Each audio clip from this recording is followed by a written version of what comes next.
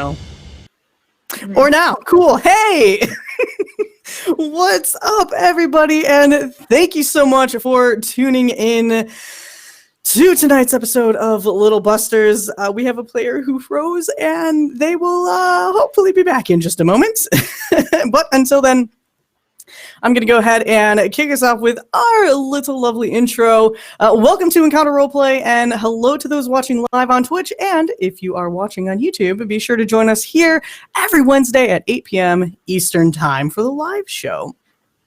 Today we are playing episode 3. This is for sure episode 3 of Little Busters, which is a Tales from the Loop game. We're going to go around to the cast and crew and learn who everybody is. And this time, why don't you all let us know who you are, what your character is, who your character is, and what is your character's favorite movie? We did songs, I think, before. Let's see what your kid's favorite movie is, and we will obviously do Brit last. Hopefully, she makes it back. So we will start with Natalie this way. You say that, and I just decided to Google 1980s movies. Thing. I was like, yeah, he's gonna go to me You first. I young know it. whippersnappers. Oh my God. I have what I think is a good answer, but maybe not the best answer. And then check the year. Hi, I'm Natalie, also known as, I know, right? Also known as Chaotic Rogue. I am playing Darcy, the weird little child who likes to draw everything she sees, but as a ghost, because she doesn't actually know how to draw, but that's okay. She thinks she's doing great. So, you know. Which is all because I don't know how to draw, so it's even more entertaining. Darcy's favorite movie at this point. Oh no, that might be mine though. Sorry, I just went past Princess Bride, and I'm like, oh god, but I love that movie. That's such a great movie. It's such a good movie. Has Who Killed Roger Rabbit come out yet by this year? Because that's also such a good movie. Anyways. I think so. I think it so. Can. It can. I mean, this is 1989, so. Oh, never mind. I know exactly what's up Darcy's alley. Never-ending Story. That would be actually her favorite movie.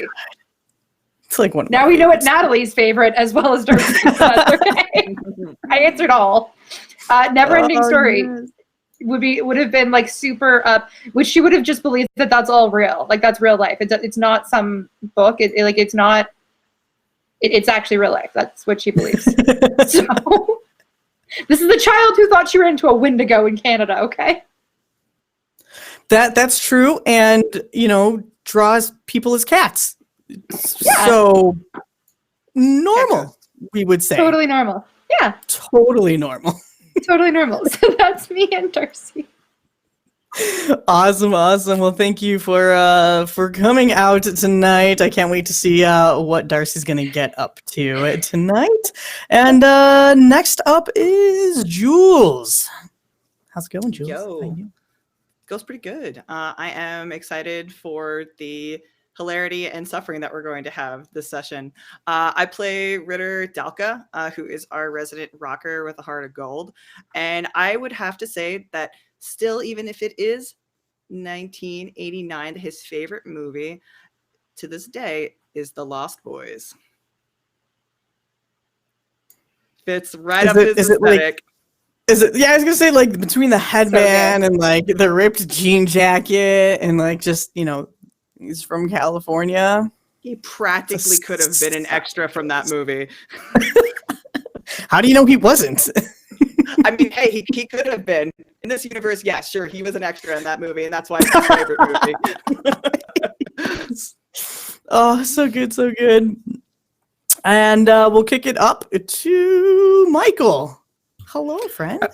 Hello, everybody. I am Michael. I am playing Silas Christofferson, the Swedish weirdo, whose favorite movie, of course, is the 1974 Murder on the Orient Express.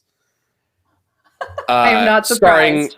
starring Albert Finney, rest in peace, like yesterday.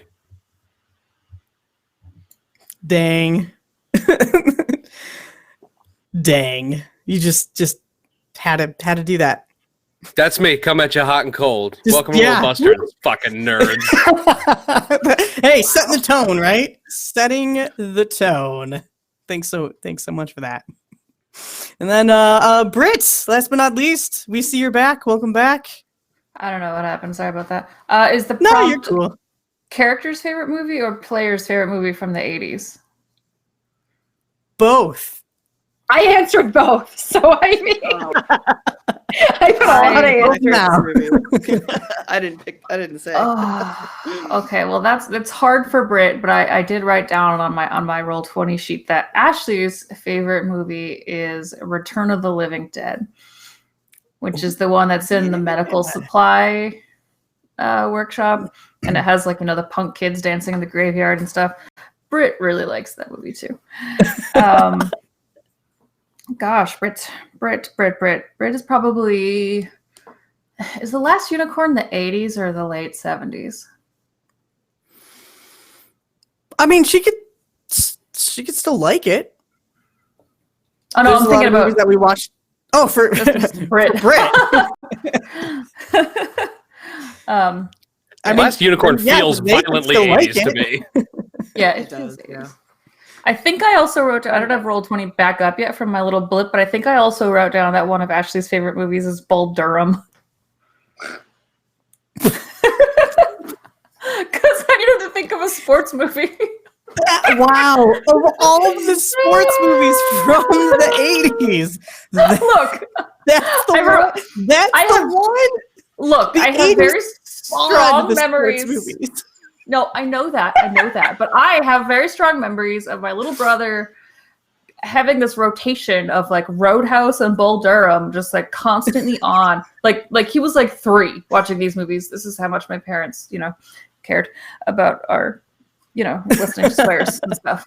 Which is part of why I swear a lot. But yeah, so it was there in the back of my head. I was like, you know what? Sure. Fine. Oh, that is actually forever. It's great. And my name is Gnome, and I am going to be your game master for the evening and taking you on a wild cruise through the 1980s. Tonight, though, words I can totes do them. Fantasy Grounds, our virtual tabletop of choice, is who is sponsoring us tonight, and all of the beautiful maps and rules that you see are using Fantasy Grounds, and you can try it for free at fantasygrounds.com. You can also get your miniatures from Wayland Games. Go to waylandgames.co.uk and get yourself a huge range of D&D, Warhammer, and 40k minis for 20% off, which is like seriously amazing if you have a miniature addiction like I do. That's fine. This week, you can check out our new sponsors, Dice Envy, who have an amazing subscription service where you get cool new dice every month. Starting at just $5, you get access to a limited run dice delivered straight to your door. You join us at diceenvy.com and use code ENCOUNTERRP for 10% off everything. You can also support the show tonight by retweeting the tweet that's going to come up in the thing, because I probably can do the things. Maybe there. Boom, thing, tweet that out. There you go. And yeah. Finally, I would like to remind you that you can interact with today's game. You can donate to impact the game by giving players successes or failures on their rolls, wild magic surges, and this month's special, a table of pets, which I will type up there so you can learn a little more about how donations work, which really came into play last week. Thank you, Gizmo. That was that hedge maze of all the things that could have potentially happened from Wild Magic Surge was that. We'll take it. It was incredible. I think the players reacted to it perfectly.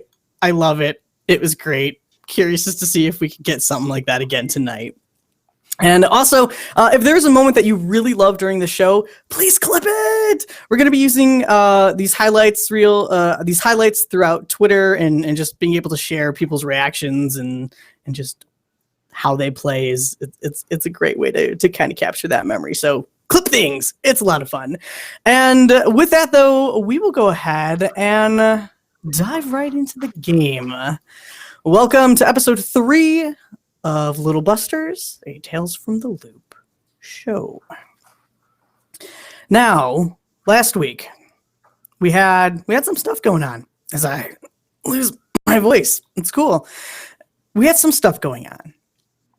You were trying to uncover who or what this mysterious, shadowy, crooked-looking cat-like creature was that Darcy had seen when you were visiting Silas's aunt at the library. And this particular creature with its kinked and kind of scrunched and broken tail vanished before your eyes, leaving no real trace of where it had gone. You left the library to investigate, although the party was torn. 2 of you wanted to head back to where you had originally seen the creature back in the park, and 2 of you had gone around the library to check out the location of where the cat had last been seen. You were able to notice some strange, almost like oversized claw type footprints or paw prints that had almost like needle-like textures at the bottom that just dug little holes into the ground and into the snow. And you didn't really find or notice anything else from that. However, as I believe it was Darcy and Ashley, the 2 of you had gone to check out the park without the boys. And there you encountered several acidic eels, these bad things that you had seen before, and some of you had never seen before. They're about 1.5 feet long, couple inches wide, just these slithery, swarming things of, like giant worms with massive sharp teeth that drip this yellow ichor of acid. And you fought them before, you know how to kill them, and you engaged in combat. Thankfully, the boys were able to come and help because they seemed to be too many for just the 2 of you, even with Sal. Although Ashley connected pretty dang good on a couple of baseball swings. It was rather fantastic. And in the middle of this fight, a strange figure had kind of been standing in the background of the park. Their outline bulky, too many layers of clothing, possibly hair just all over the place. You couldn't quite really tell, and you certainly couldn't see as you were dealing with these acid eels that, one of them was right in the face of Silas and he's trying to wrangle it and wrestle it down. And the ground shook before you, causing some of you to fall, to tremble, as these massive roots started sprouting from the snowy earth, breaking through the concrete and cement, and just forging these giant walls of flora. You were stuck now in a hedge maze with these alien-like flowers you have never dreamed of before, and no idea where to go, completely separated from each other, still dealing with the acid eels. Fortunately, Ritter had a great idea by setting some clothing on fire and helping taking out the eels, as well as push through the hedge, because the hedge was alive and it knew to avoid the fire. So anytime Ritter would push his fire stick, literal stick of fire, towards the wall of leaves, the leaves would shift and grow around the fire, leaving Ritter enough room to get through. This is where things get a little rough. Silas ended up incredibly hurt in more ways than one. When the walls finally came down, it seemed like the walls of everybody's hearts also came down. And the group was left in a bit of a mess, in a bit of trouble. And knowing that their friend was hurt and that they each were hurting in other ways, Ashley was quick to try to hail a ride from somebody from school to drop them back off at the pier so they could get back to their hideout as soon as possible. They knew that they couldn't go home with this. Silas, whose leg is both bleeding and charred from the acid of these acid eels. And the ride was uncomfortable, and it was awkward. But it was the only way that they could get to where they needed to be without question, without the adults being concerned and tearing them apart and meddling in the things that they are now technically meddled in. They were able to make it back to their Cold War era bunker, a little chilly inside, and sat down and had a deep conversation about, well, I don't know, Silas, why don't you you want to tell us a little bit about your beautiful Goonies Our Time speech? So funny enough, I've never seen the Goonies. But yeah, no, that's a conversation for another show. But yeah, so Silas got a very helpful, slightly stern talking to from Ashley. Kind of about like what is going on, because Silas by the end of or towards the by the end of the encounter with the eels had 3 conditions on him. He was exhausted, angry, and injured. The angry was the worst one though, because he'd snapped at Ritter and pretty much everybody. So basically, Silas got up. He apologized for being awful after Ashley helped bandage his leg, and declared definitively that this team would start being a team, and that we would henceforth be known as the Little Busters, because we're young and we help bust creatures, is his logic. I think the English is a second language thing kind of came into play there, but yeah, that's where. And then he collapsed unconscious in Ritter's lap and fell asleep. And the rest of the team ended up spending the night together, adorably huddled in the sleeping bags and blankets from the actual bunker, from the actual sleeping corners, just kind of grouped together for the evening and fell asleep. So we're going to start off this episode with player scenes. It's now been or whatever you want to happen, that you have a week's time to get it done. And how this works is our players are able to pick scenes with either themselves, with NPCs, with their anchors, with each other, visit different parts of the town. But this is really more to kind of focus on their own development. What have you done since this really kind of traumatic time? I mean, this was really rough. What have you been up to the past couple of days? So I will leave this to you. Who would like the first scene?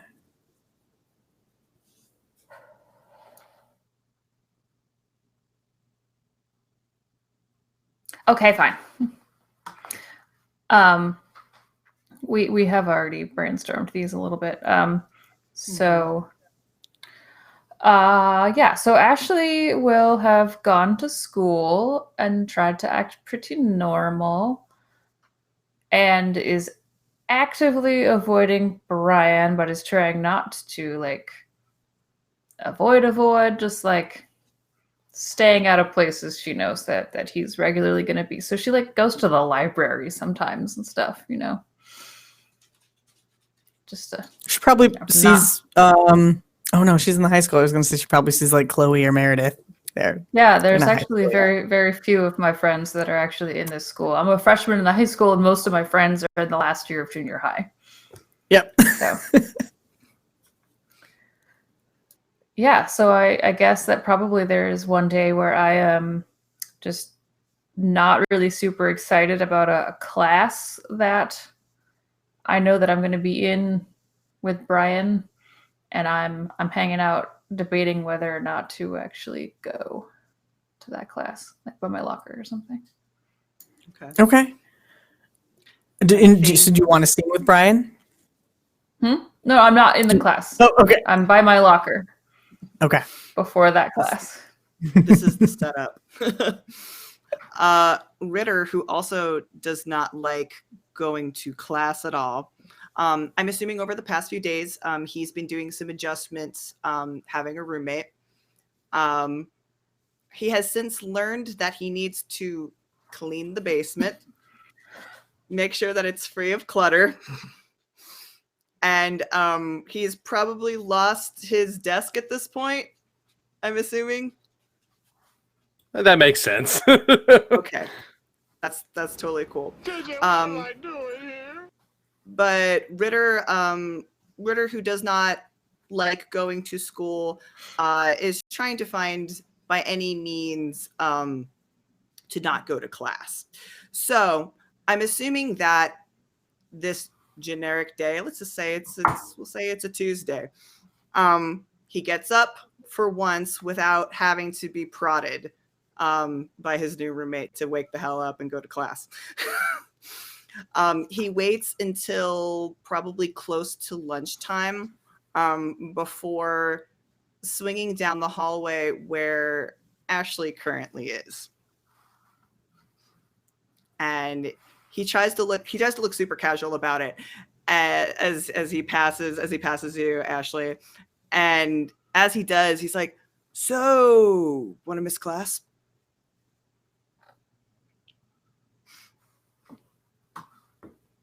Me, right? You're talking to me? Dude, Ashley's like looking around to see if anybody's taking notice of this conversation. He sighs because now the cover's been blown. He's like, "Yeah, dude, you're like the only one in the hallway right now, other than me." Yeah, let's go. Wait, really? I thought this would like be a lot harder to do. No. And Ashley will shove her books in the locker and just slam it and let's go. Rad! Awesome! Cool. Well, I have a place that we can go, I think. My mom talks about it a lot. Here, come on, we can just sneak out through the gymnasium, I think. Yeah.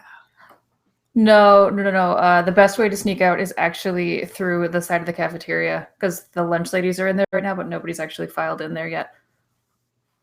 Oh, so dude, you've done this before. Yeah. Right on. Well, all right, you totally have like seniority, so I'll follow your lead.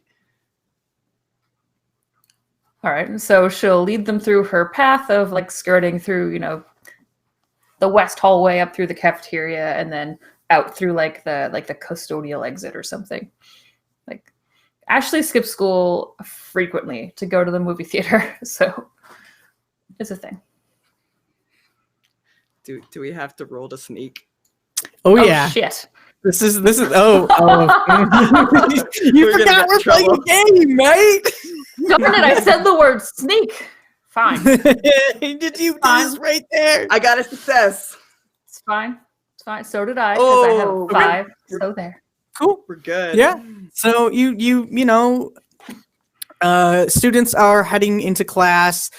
Teachers are closing the doors to their rooms, and you make your way into the cafeteria. And like the lunch people are there. They're setting up. They're getting ready for lunch, and moving some boxes around. And nobody. It's quiet. Nobody seems to pay you attention as you sneak on out.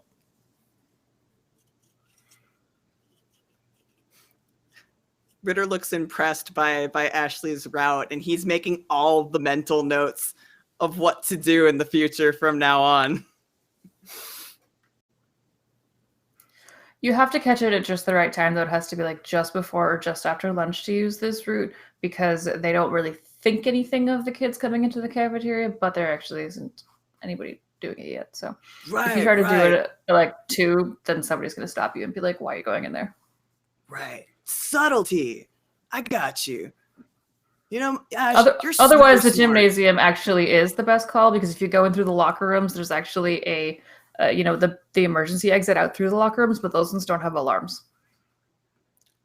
He blinks once. He's like, oh, well, I mean, I already sneaked out through there at least once, but that's good information to know.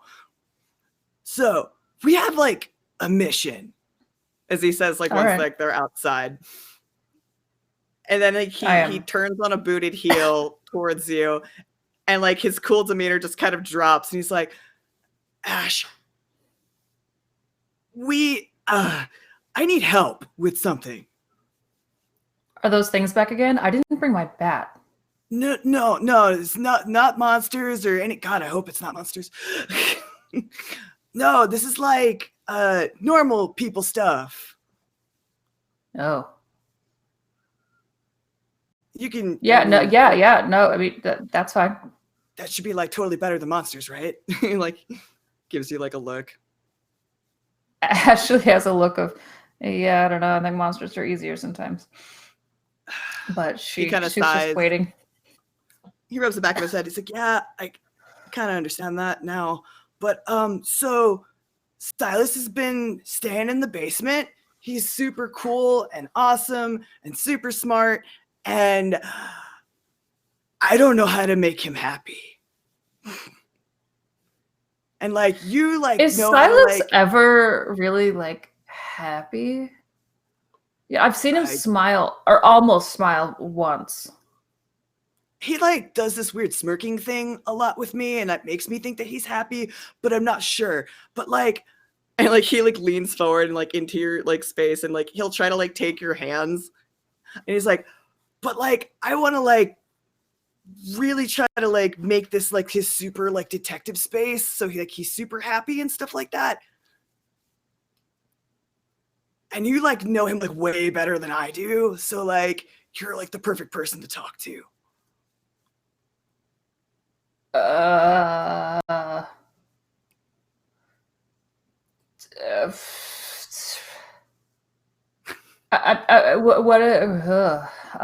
does the space look like right now? I mean, and he kind of leans back, and he'll explain all the cleaning that he's had to do, and how his laundry can't hang out on the couch anymore because then he gets yelled at or picked on or whatever. So he explains the cleanliness of it, but that other than all of the music equipment, there's not a whole lot else there. And the band posters, the TV. The more things that Ritter lists off, the more that you're kind of realizing that he's a rich brat. So, but what of Silas's type of stuff is down there? Can I jump in real quick to give you the worst part? Is that Silas doesn't like other people's clutter, but he's a fucking mess. His shit's everywhere. But he doesn't like other people's stuff being a mess. He's a hypocrite. When he's working, it's a nightmare. Okay. He'll explain that too. That's the thing. He doesn't have a lot. So I wanted to I tried to get him to wear my leather jackets and stuff like that, but he says that they're too he says bitey. So I figured he needs new clothes and more detective stuff. do you know where we can get detective stuff? Do we have to steal it from a police department? I'd rather not try to steal anything. Right, me too. That's why I'm coming to you. Well, I mean, what do detectives like use? Like magnifying glasses? Does he have a magnifying glass? I don't think so. We could go try to find a magnifying glass. Okay, and like clothes. Yeah, like his pants are like super ripped up, and he keeps saying like, "Oh yeah, like it's fine, like whatever." But like it's he doesn't. Ashley starts to like sit there and do some like mental calculations of like what she thinks Silas's size is like in terms of like height to Ashley. Okay, yeah. I think that if I try something on, it might fit. If I, yeah, because I don't think that you're gonna help because he's, yeah. All right, I'm yeah. like way all right. taller. Yeah. Yeah. Okay, cool, awesome. Where do you want to go? I mean, I usually don't have a lot of money, so I go to like. Oh, money's not like a Kmart? problem. I mean, we could just go to the mall. Wherever you want to go. I mean, like, we have all day. Kind of like he like throws his arms out. It's like, you know, everything the light touches.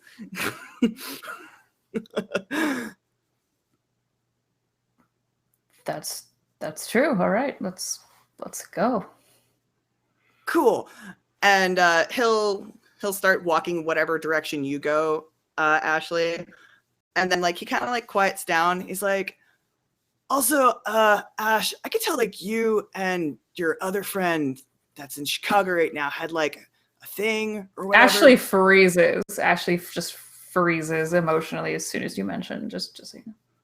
Well, he's kind of like rattling on it at this point. And he's like, so like I'm assuming that you have like experience in that kind of stuff. Do you know what to get someone that you like? And then like he kind of like slowly turns his head back.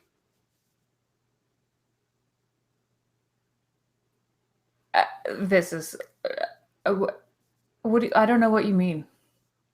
Like when a dude and a dude like each other, I don't know how to move on, where you go from there.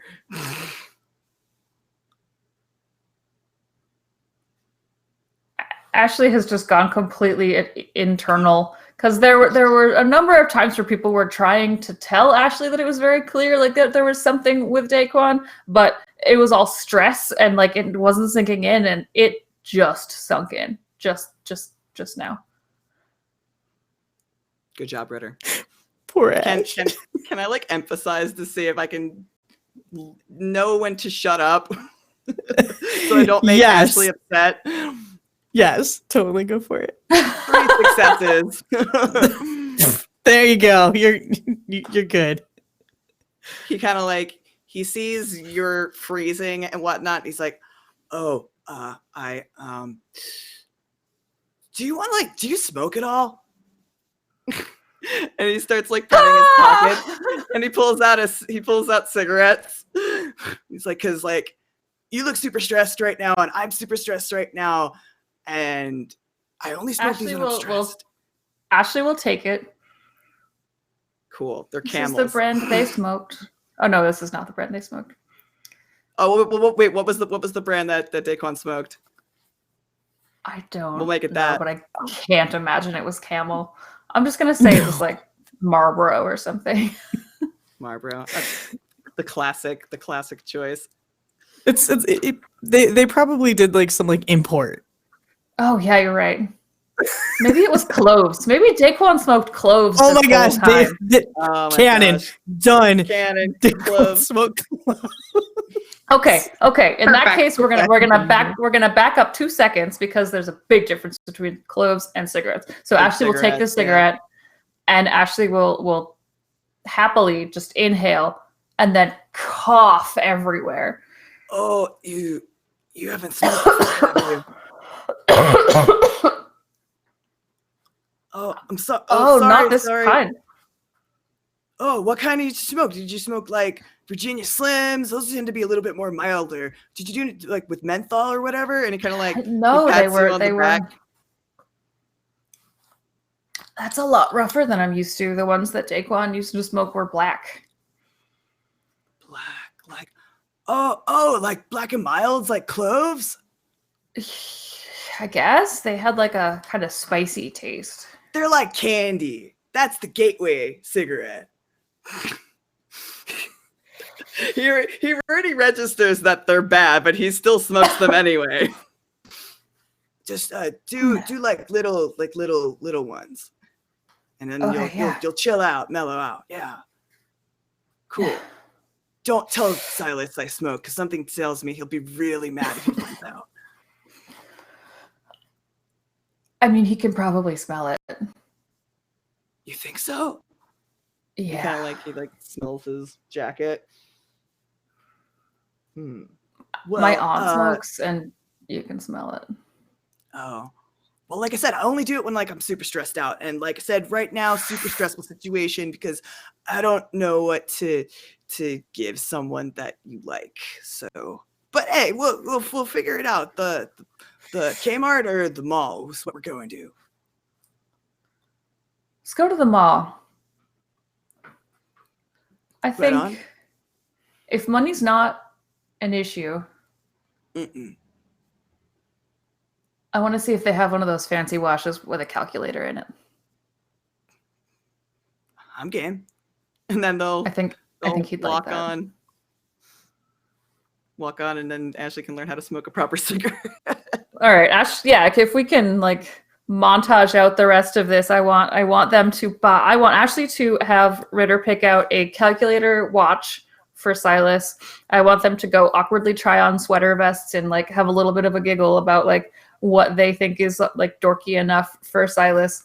Maybe if money really is no issue, Ashley would be let's get him some new gloves, pants, and then maybe a really nice alarm clock. Want to get him a scarf. Alarm clock. Oh, okay. One of those alarm clocks that has the fake wood paneling sides to it. All of the things. My mom's gonna kill me when she realizes that I took her credit card. Ashley just has a good old time spending somebody else's money. No limits. And also smoking. So yeah. Excellent. Yeah, we get those things, and yeah, like I said, I think Ritter would get him his own scarf too. That's nice and soft. So awesome. We do that for the remainder of the day. I feel like I would advise Ritter to in terms of scarf color, something that's romance-ish but not overt. Maybe a nice blue. Like a navy blue, or no, I'm thinking not quite a pastel, but a very friendly blue. Just a nice blue. I don't know. To bring out the color of his eyes. Yes. That's what they agree upon. They're yeah, it'll bring out his eyes. That's romantic, right?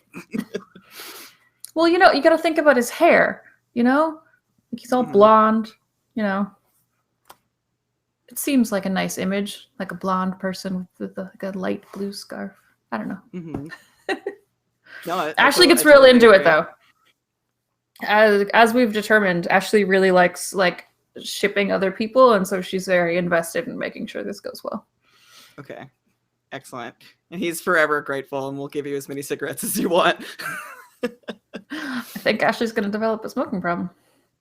Cool. We're both addicted. Because of Daquan. Excellent.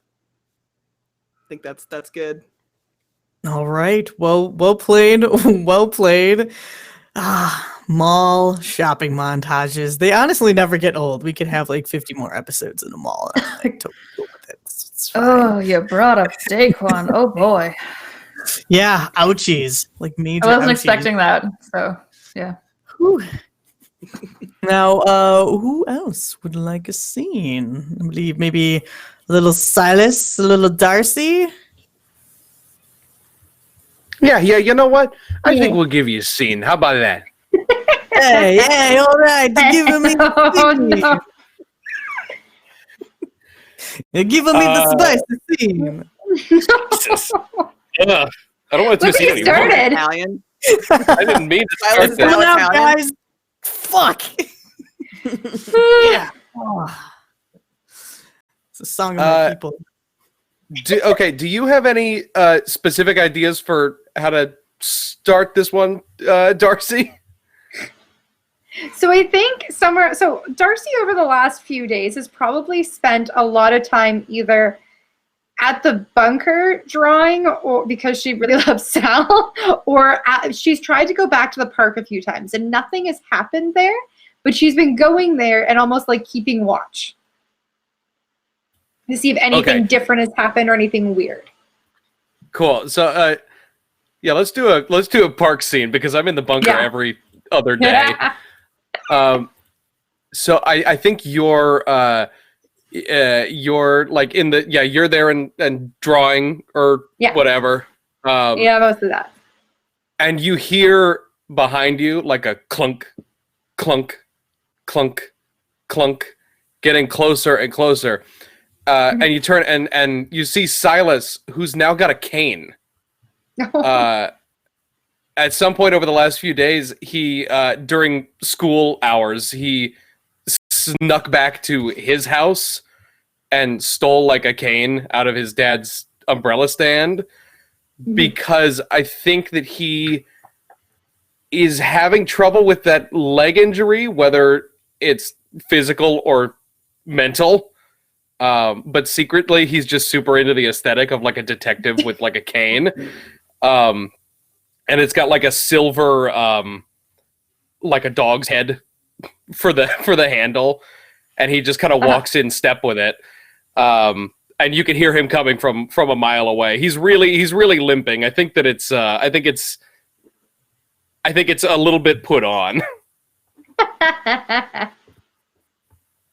Awesome. Darcy, she figures it's you. Have I seen you before with the cane yet, or is it going to be the first time I see you using the cane? Maybe. If I've been floating around the bunker, I've probably seen it. I don't know. Yeah. Yeah. So I probably have assumed that it's you, and I'm just like, okay. I'm still just going to keep drawing. I know it's you, and so the closer you get eventually, without even looking around, hi, Silas. And he like the cane slips out from under him and he like stumbles a bit because he's very surprised. And he goes, shh, don't. And he looks around like frantically. And he comes over really quickly and he sits next to you. And he says, hello, Darcy. Hi. Do you have a report? Oh, yeah. So I've been here much as I can. Because like I still have to go to school sometimes, apparently. I don't like it if I don't. So yeah, I've been mostly here otherwise, and Mr. Blink hasn't come back. I've seen some other really cute cats, but they're not the same. There's a lot of cats around here. And I think they don't have homes. Yes, you have not seen any other creatures, nothing like the raccoons anymore? No, not even like the eels or those acidy thingies or the what else did we see? Oh, I started drawing and she goes through her notebook and it's this really it's a weird looking photo of if a flower could be made into a ghost. And she's like, I saw this during the last time when all of the pretties were out and then it disappeared. And it's been stuck on my brain, but it's not here anymore. And I keep hoping it'll come back. But unfortunately, no. there's been, I mean, there's been some people moving around. I think some of them are kind of sketchy, but other than that, I don't think they're all that weird. I think they're just normal sketchy people. I see. May I see these people? And so she starts flipping through her notebook, and there's just a lot of photos of ghosts with somewhat recognizable features. Like there's a couple of some skateboards, because there's been some skateboarders going through the park. There's been a couple of ones with like looks like adults with their kids visiting the park.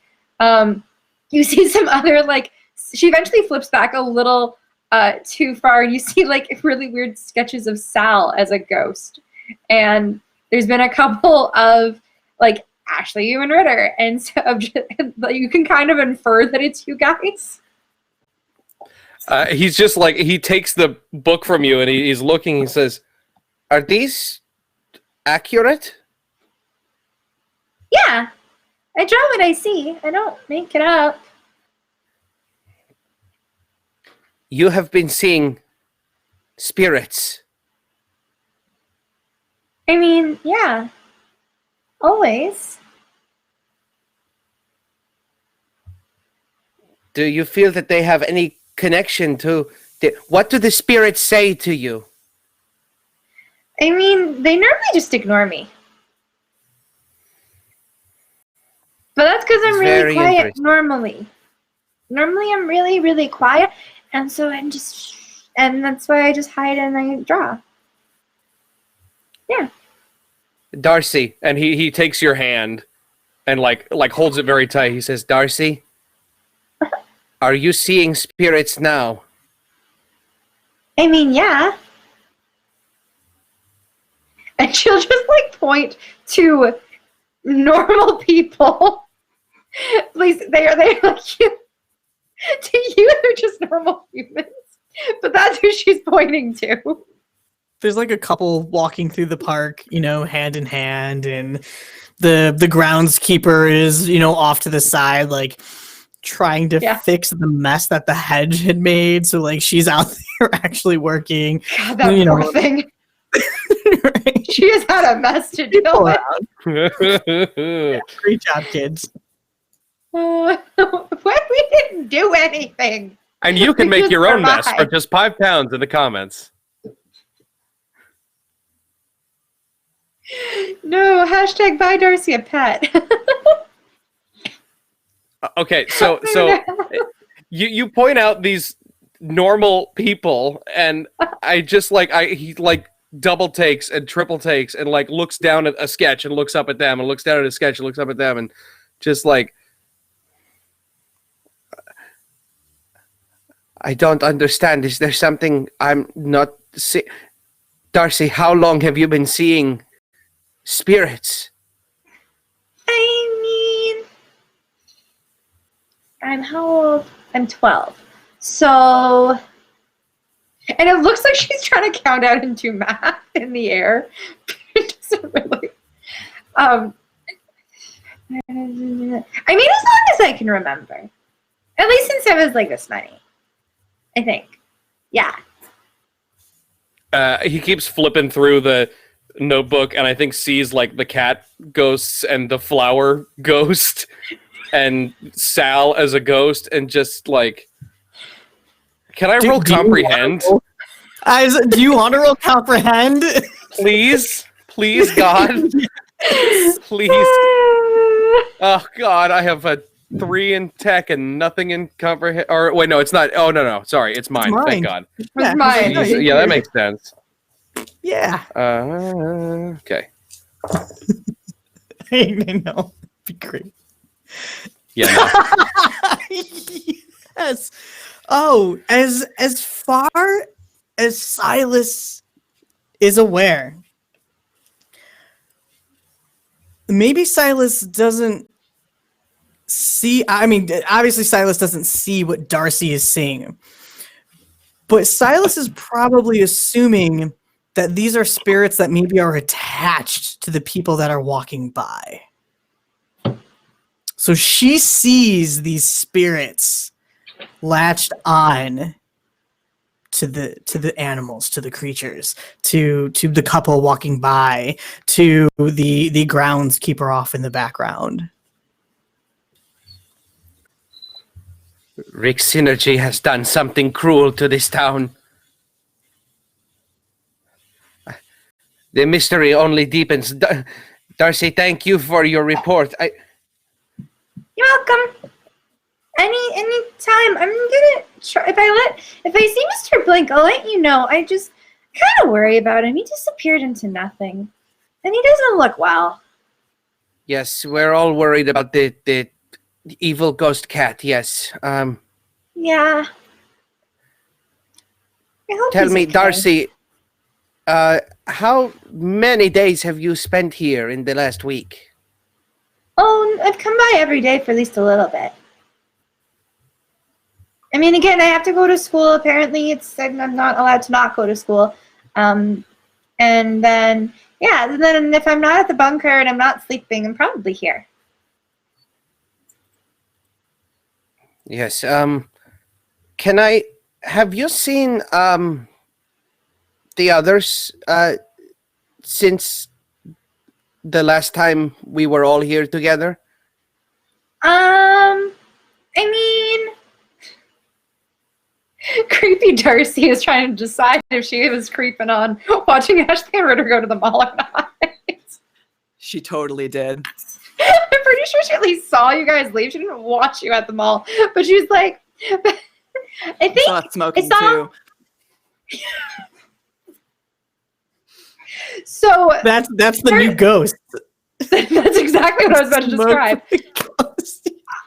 So I saw Ritter and Ashley, and they were hanging out. Actually, it was really nice to see. And they went to the mall, and then I saw. It's weird. Okay, so sometimes people, it's like the ghost is leaving their body out of their mouth. Does that make sense? No, but you are the expert on this. Do you have a pictogram? He wouldn't say pictogram. What the fucking year is this? Do you have a picture? It is year 2. Do you have a daguerreotype?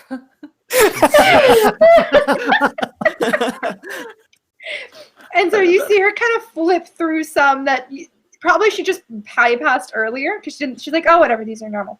And you can see, I'm going to draw this one out. And it's two ghosts that in theory look like Ritter and Ashley. And basically it's like a ghost is almost coming out of their mouth, but it doesn't have any eyes or anything like that. Is there like a demonic possession? God? Is there like a facsimile of like a cigarette floating next to them? No, just okay. Nope. Great. I love it. You're not helping me out at all. Can I roll another comprehend? Yes.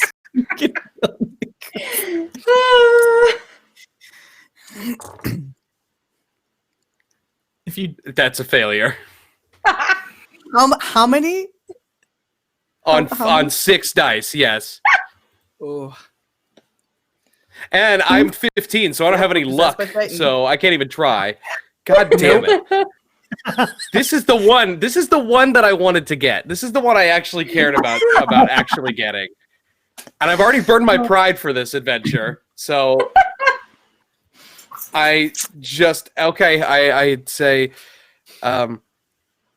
What does this? Can you explain this? There was another spirit present. I mean, it wasn't really present. It was like, I don't know. They created the ghost, or maybe they're just being haunted by another one. I don't know. It was really weird. But it's not. I've seen it before. I mean, I've seen it happen to my mom before. So sometimes she'll just like be outside and I'll watch her and she's just sitting there. And suddenly there's like a ghost coming out. And I'm like, that's weird, Mom.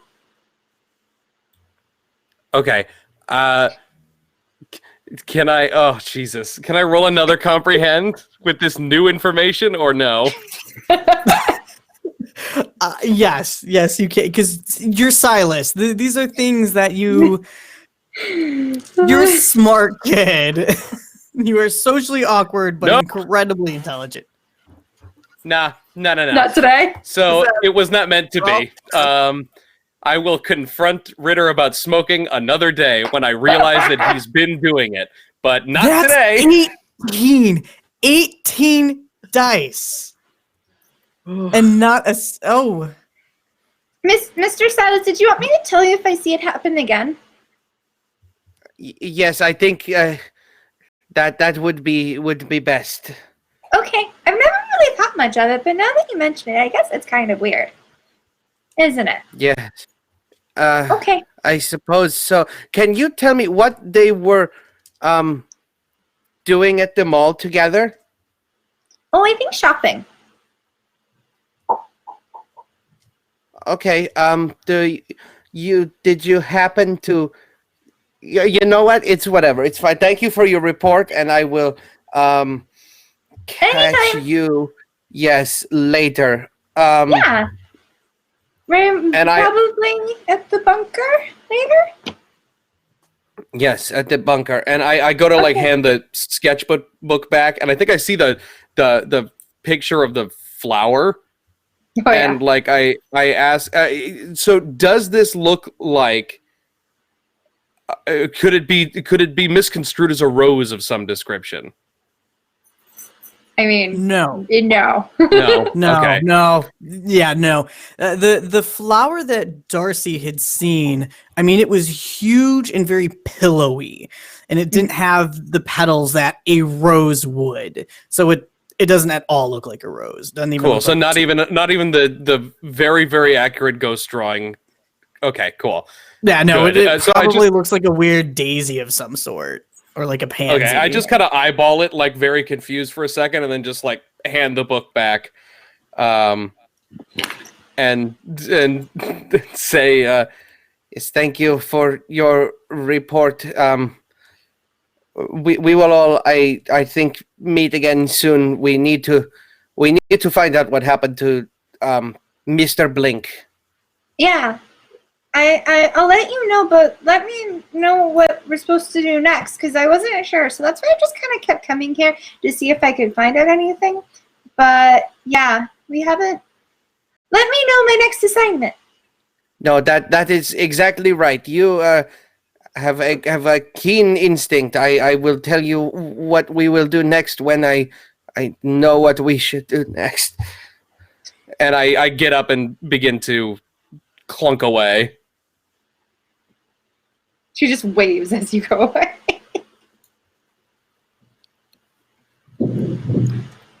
I'm speechless at this scene. Just I can't believe.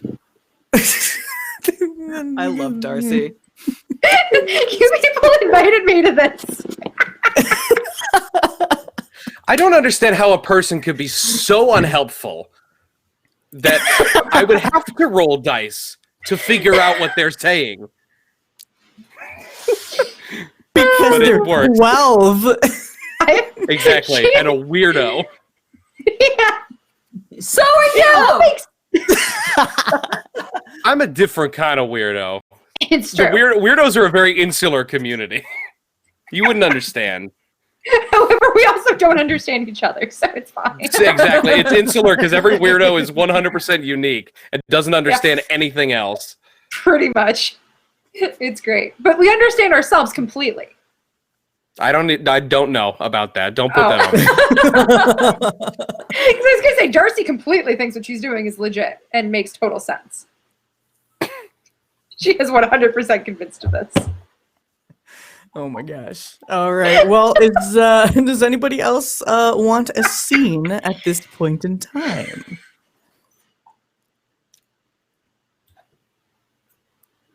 Take control from me. Go away. Take it and run.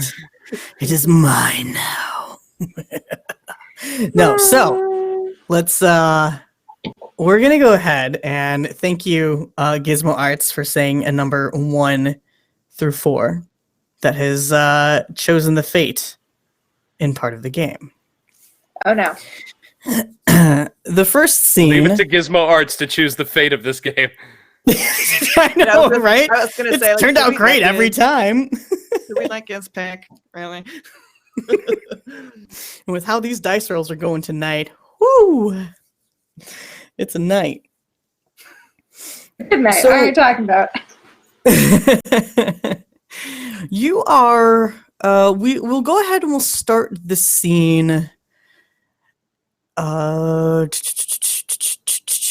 We're gonna go ahead and start the scene in the bunker, and everybody's there. You are all, either just kind of hanging out, maybe playing video games, listening to music with Sal, or actually like trying to pull together your information and try to figure out what's going on.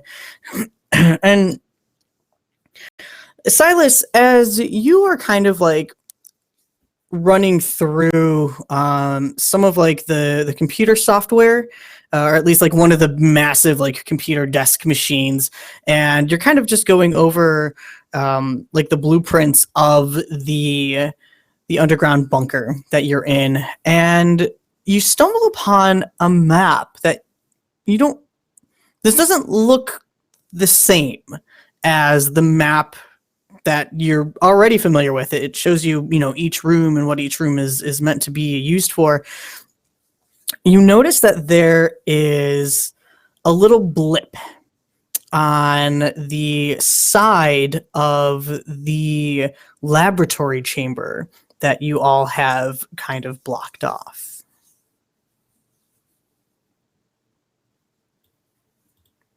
Okay. I think I go to the. Oh, okay. Well, the chamber is blocked off. Well, blocked off in the sense that who put tape on there? Didn't somebody like draw a big X or something and like close the door? And can't remember who did that. Oh, that's right. Yeah, we Chloe, maybe? cordoned it off. Yeah. Yeah, Yes. Britt, you're back. Okay, so I think I like. It was me. I don't know if you can hear me because it keeps cutting out. Yes. Yep, you're good. So I think after a while of going over the map again, I think he finally kind of gets up the courage to maybe head down toward that hallway, where the blocked off door is, and nothing seems to have changed about the door. Yeah. Yeah, no, everything looks the same. I mean, there's the claw marks everywhere. There's still like stains of whatever chemicals that had been there, possibly blood. It still looks like a mess leading up to this laboratory. Does anybody else want to go with? Do anybody notice Silas is going towards this? Darcy would probably follow along. Darcy will probably wait and then kind of follow along after. Let him have a head start. I imagine that Ritter's been agonizing over thinking of when to give this calculator watch, and then probably when he was about to muster up the courage to go do it, he sees Silas walking away, and he's like, "Dude, where are you going?" Shoves it back in his coat. Yeah. Oh, and you could also probably hear him walking away because we were in the bunker and he's still got his stupid cane, clunking along. But I think he's too far away to hear, or maybe too focused to acknowledge you. If Ashley sees this, then Ashley would probably say, "Ritter, you wanted to." There's actually a part of you should go with Silas. Take Ritter with you. He hasn't seen that yet, and I don't want to go. It's gross. Gross. What? Sorry? I think you should show Ritter the creepy lab. Oh, yes, I guess. So, do you want to see a creepy laboratory? like his eyes blink slowly. He's like, yeah, sure. Can't be much weirder than everything else that we've seen here. And he kind of like, he sighs, gives like a brief look to Ash, being like, thanks. And then he kind of follows after. Ashley's gonna like smile to herself, like, yeah, I just did a good thing, and then remember the blood. Oh, I did not do a good thing today. Silas hand off the map to Darcy, and say, I need you to. I've noticed a strange marking next to the room that we are about to enter. I need you to analyze this over there. Okay. And kind of like shoos her away. She's totally So into it. She goes. And Silas and Ritter are standing alone, and he like Silas kind of like it looks like he's leaning on his cane more, like almost nervously. Are you all right, dude? I've been noticing that you've been leaning a lot more on it. Oh, yes, just the old war wound. No, that doesn't make any sense. No, it's fine. It's whatever. Don't worry about it. Anyway, this door we discovered the first time we were here. So, just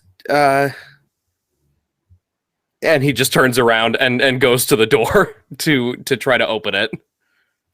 He kind of just like used to slow nods. He looks back briefly to where the girls are at before he kind of follows. He's like, whoa, well, hold on. If your leg's not feeling so good, like let me open the door.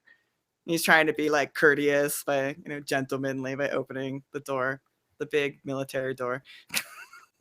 Yeah, he like you kind of come up behind him as he's trying to like. So is it like one of those kind of like submarine doors? I imagine with like a valve on it, or okay.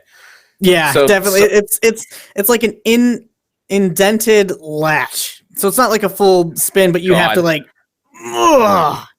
Gotcha. It's got that like lever type thing. And yeah, again, real or imagined, I think Silas is having a hard time with his leg trying to like wrench this thing open. Mm-hmm. Ritter will kind of like he wants to like help him out, so he just kind of like will lean over behind him to try to grab on. He's like, whoa, this like looks like something that like they're trying to keep something in or like out. And then he kind of like tries to twist it the rest of the way to get it open. Yeah, and I'm not even going to have you roll because you have been in and out of this room before, and the two of you are just boom.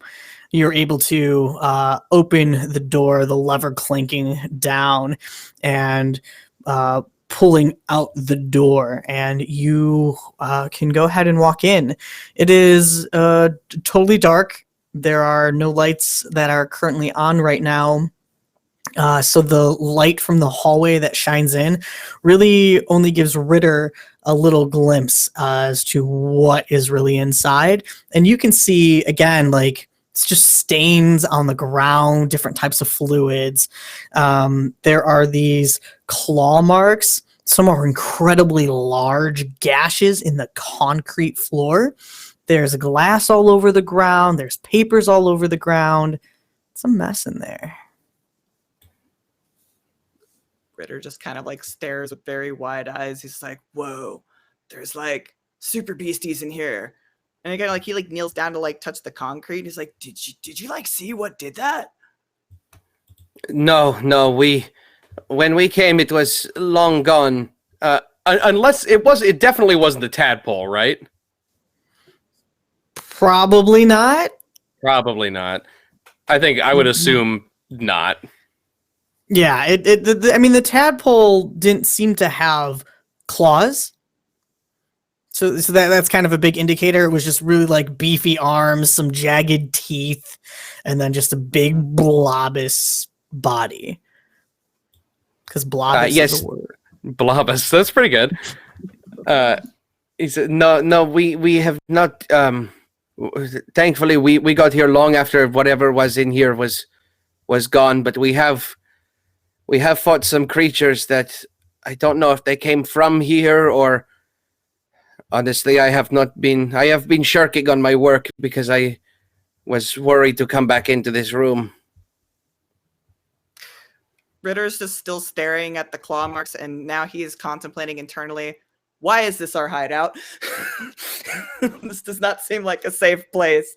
And he's just kind of like, okay, so let's check out what's going on here and go someplace where there's not huge claw marks or weird dried substances everywhere. And kind of like he gets back up. So there is something that I need to investigate in here, but yes, you are free to go back. And I start kind of making my way toward where I saw that mark, or where I would have seen that mark. Wait, hold up, dude. I don't think you should doing this all by yourself, especially if your leg hurts. And he'll follow after him. It is up to you, but this is the ugly part of the job that no one else should have to deal with. Right, yeah. Well, at least you're not doing it alone, right? I guess so. And he, like, stiff as a board, kind of turns back around to go back and investigate. Or like had his hand in his pocket, and he's like, gonna get... Damn it. The hand back in. Like, all right. Would you like to go ahead and roll for the 4th time tonight? Yeah, but tonight, right now, I'm going to use my special gloves because you can't stop me. No, this is investigation time. Nice. Can I also investigate? Yeah, if you'd like. Please. Yeah. So yeah, I kind of like set the cane against the wall and pull out my gloves and put them on. I think like inspecting them a little bit more, especially after like the burning. But you said they look kind of still fine, so I'm still using them for now. They seemed completely unharmed. Like you just had been grabbing in the right spots. Your clothes got singed, the scarf got singed, but your gloves just seemed to be in the right place in the right spot. Cool. So I'm gonna go ahead and roll these 10d6. I got 0 successes, so I'm gonna assume that Ritter's super distracted. Okay, I got 3 successes. We're back in the game. Woo! Yes. All right. It was the gloves. Yeah. So you can go ahead. I should just never do anything but investigate at this point. Don't make me ask questions. No, just tell. Or Ritter's your good luck charm. Ritter can just be your good luck charm. Yeah. All right. Would you like me to just guide you through this? Then you don't have to ask questions if you don't want to. God, no, I'll ask the question. This is how you play the game. You don't have to. It's an option for you. You tell me what's important. Okay. So you've been in this room before, and there's some dark feelings about this room because of the potential horror that came out of it.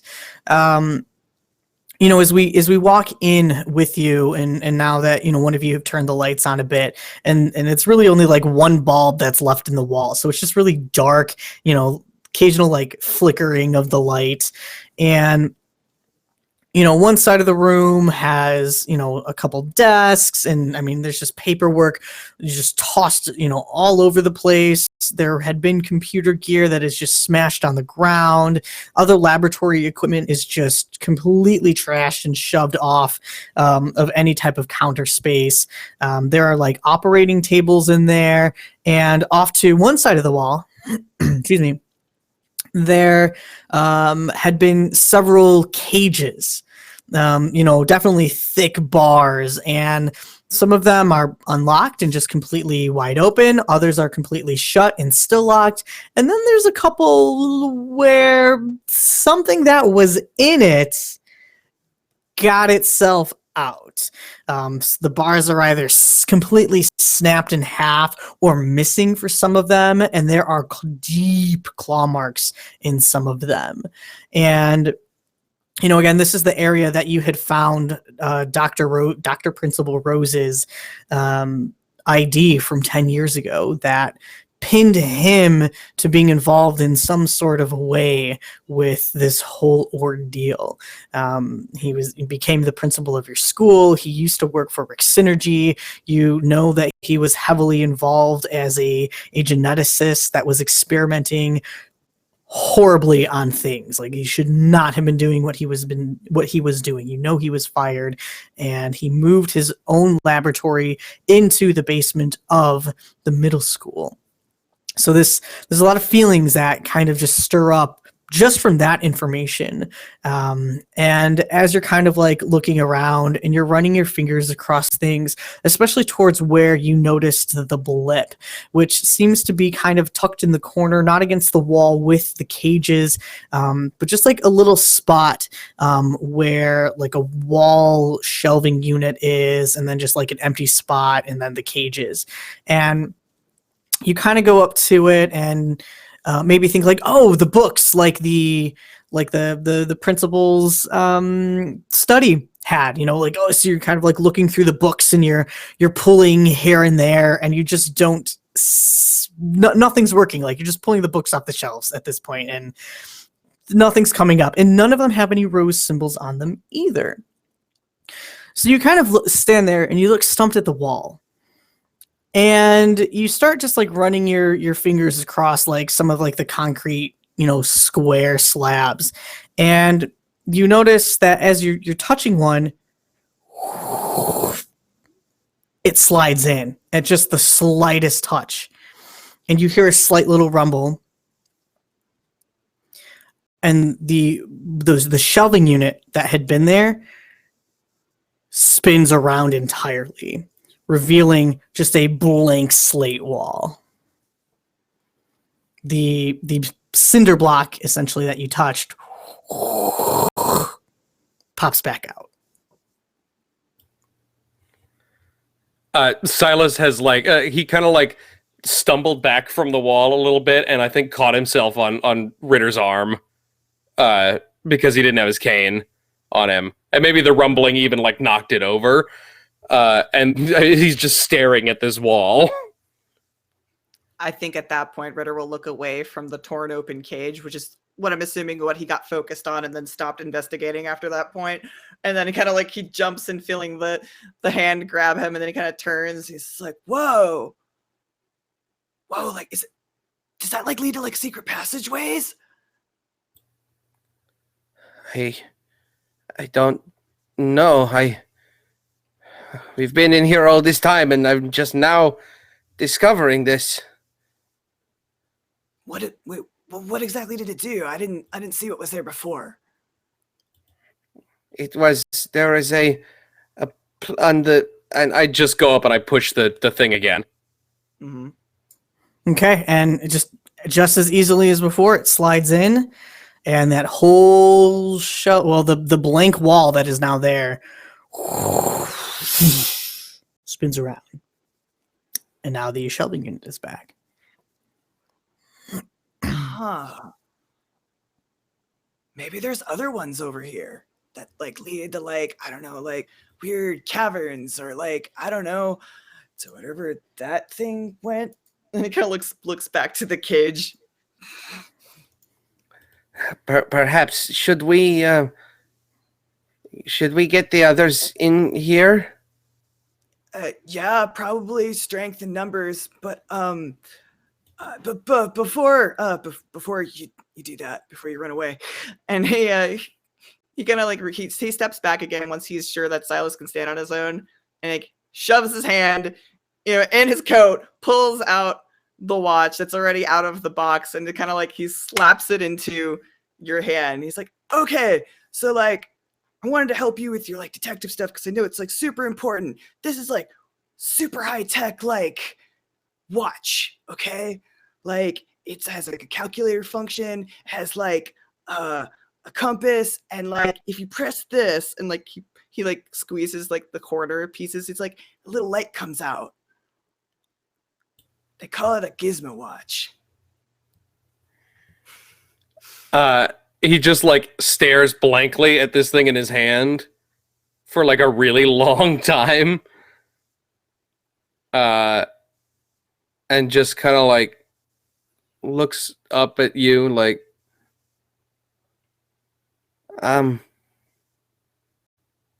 it's it's like, whatever and stuff, and he tries to like he gets super flustered at that, and he kind of like turns around, he's like, oh, I'm an idiot.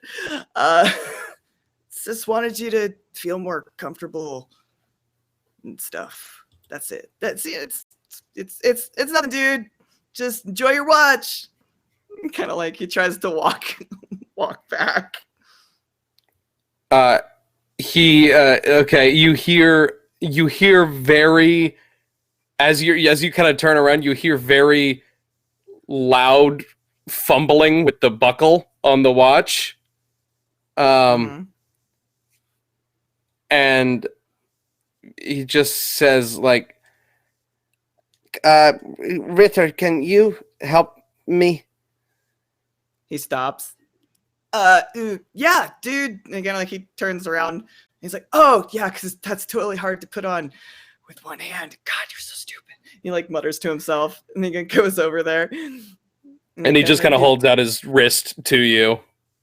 Yeah, and he kind of like he gets it all fastened on there, and he's like, okay, so hope you like it, hope it does good stuff, helps you with your super investigation stuff, because that's important to me, and it's important to you, and you're important to yeah.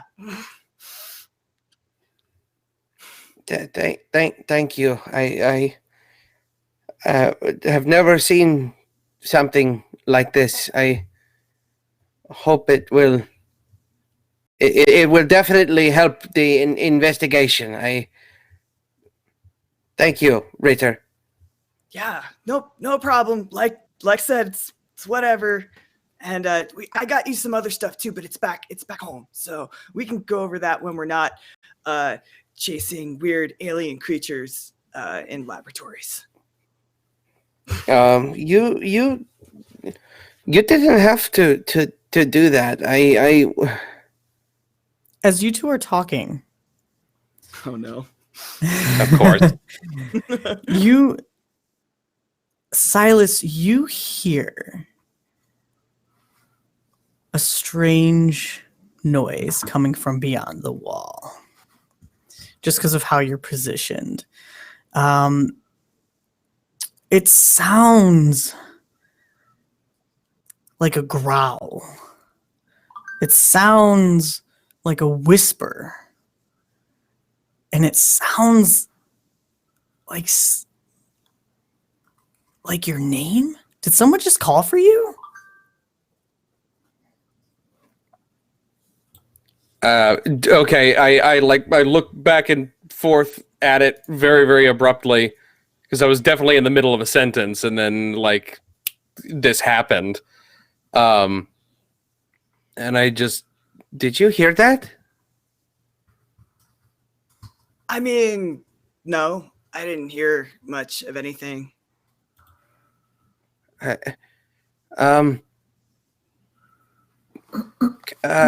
Can I? What do I roll? What are you trying to do? Oh fuck! I didn't think that far ahead.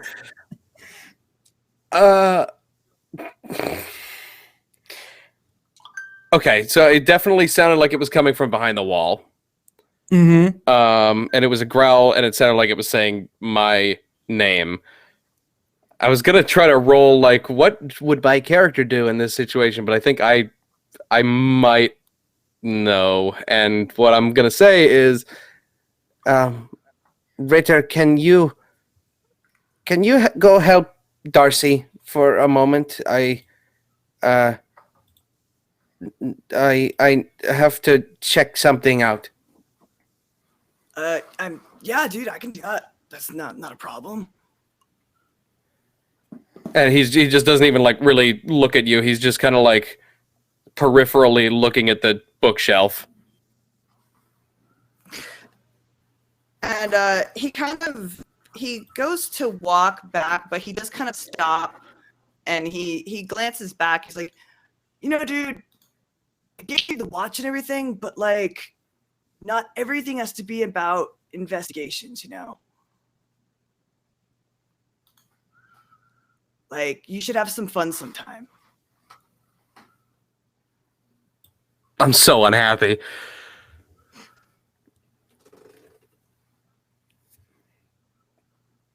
He just kind of like nods and he says, Well, this time it is about investigation. and he turns from you. And I think as you turn around, you're gonna hear Ritter speak. That's why you don't have any friends, dude.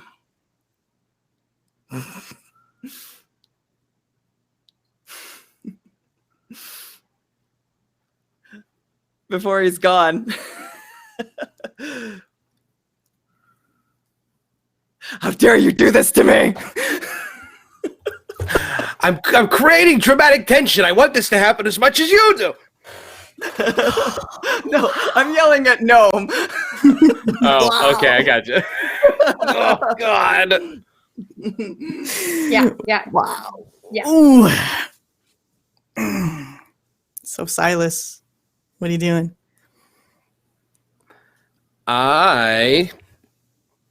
Do I hear that?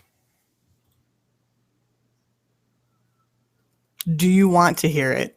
Fuck I don't think this me. is a dice roll. I think this is Silas gonna choose to hear that or choose to focus on the investigation and completely ignore it. Like he does many Silas- things. Silas definitely hears it. And he's used to hearing shit like that. So he goes up and presses the thing on the wall and as quickly as he can hops in front of the bookshelf. Okay. And, With his cane, he's and got his you do- cane. He's got his cane. Good. So you take a spin to the other side of the wall. And before you is another chamber. Again, concrete, constructed very similarly to everything else within the bunker. There are more laboratory equipment, but none of this is actually knocked over. It still looks intact, maybe a little dusty since it hasn't been touched in quite some time. But you do notice on the ground, there is like a trail. So through the dusty floor is just a clean area that kind of walks around the room. What are you doing? Okay, I Michael have a suspicion, but can I Silas roll an investigation? Yes, you can. Okay. And I will use my gloves to get down and touch the clean surface of the floor. Oh, yes, please do. 3 successes. Fantastic. Do you want questions this time? Okay, yes, sure, I'll ask. So there's nothing else in this. It just seems empty, except. Or did you say there was also equipment in here? There's also tons of equipment in there. Okay, that's right. That's right. Including like another set of cages. It's almost like a duplicate room, but completely untouched and unharmed compared to the other room. Okay. I'm trying to ask this in a way that's not like metagamey. Yeah, don't ask us Michael because I think you know exactly what's going on. Ask us Right. Silas. Okay, this sort of trail that was cut through the floor, like the dusty floor, does it appear to be deliberate or random? Very deliberate. You can tell that like in a pattern or it's not a pattern. It's so imagine there's like again there's I was gonna say cutting boards. That's not the medical term. There's fuck. Why can't I think? Just think of like a big fucking table like an operating table, like in the center of the room, and the path just kind of walks around it. It just keeps repeating in that area. Like it hasn't. There's no other fingerprints, no footsteps, no other weird markings or trails. Reaching out to touch the equipment or anything like that. It is just whatever has left this trail. This is the only area that it disturbs. Is there any sort of residue? I love this. I've asked this question like 4 times when I've investigated. Is there any sort of residue left behind? There is. You lift up your gloves that are now dirty, but not because of the dust or the sediment on the ground. But it has a peculiar tar, heated and garbage type odor to it. It is brown and very sticky and it's just very unpleasant. You've seen this before. You've smelled this before. This very much reminds you of not only the baby frog, but also the principal, when the principal had injected himself with the serum that basically transmuted his body into this awful, bad thing. It's very, very familiar to you. With 3 successes, how many questions do I get? Just the 2. Fuck. You're Okay. just really successful. Gotcha. Let's do it. Gotta be honest, it's incredibly hard to focus. I'm so terribly, terribly unhappy. Damn it. I go over to where the trail sort of circles, and I mean, I guess look around. I look around the room. This thing still isn't still here, is it? You hear, as you are kind of like walking around and looking at things and looking under things, Silas.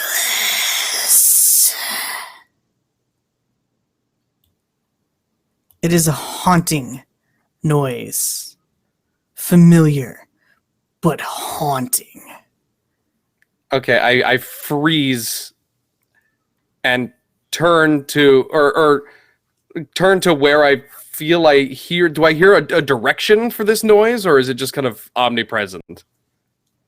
No, you hear it kind of coming from underneath the operating table.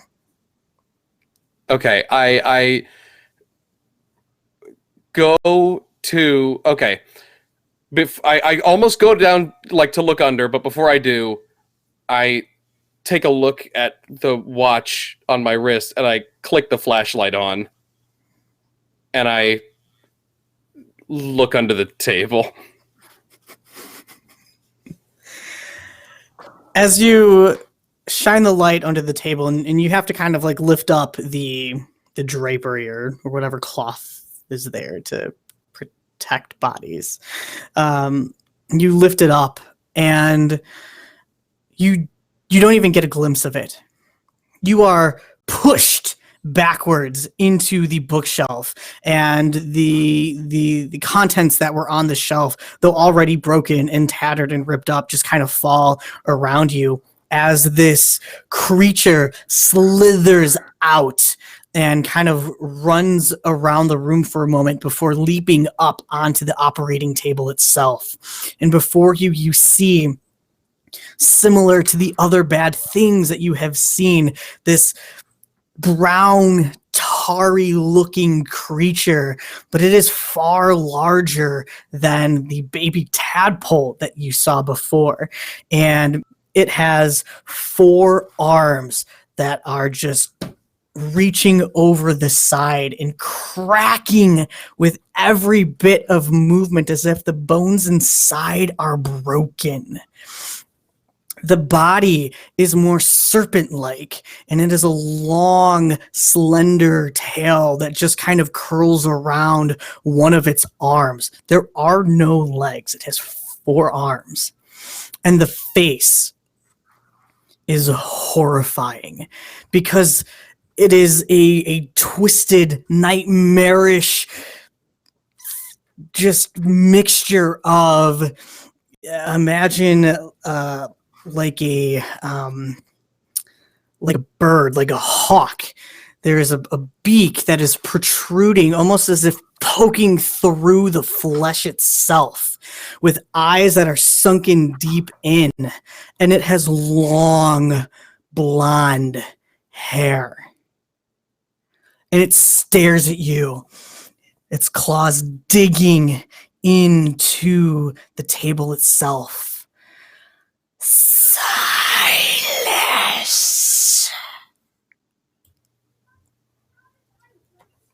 Mama?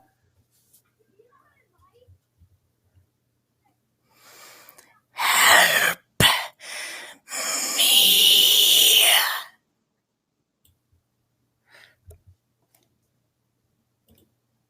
I just he just drops the fucking cane and falls backwards,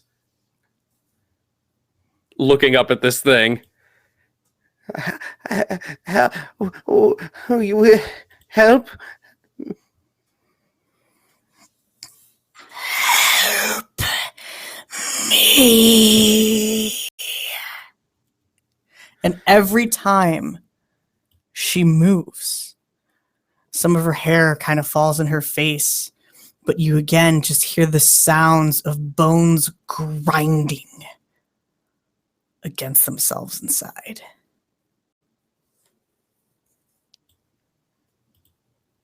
What do you help you with? What? You must help me. And she starts getting bigger as the bones again are cracking, and just her form starts shifting once more, almost as if the strange alien-like snake bird is trying to overcome the human that you now understand is possibly your mother on the inside. That hair is familiar. The way that the eyes are shaped are familiar. And she looks like she is suffering. She is in pain.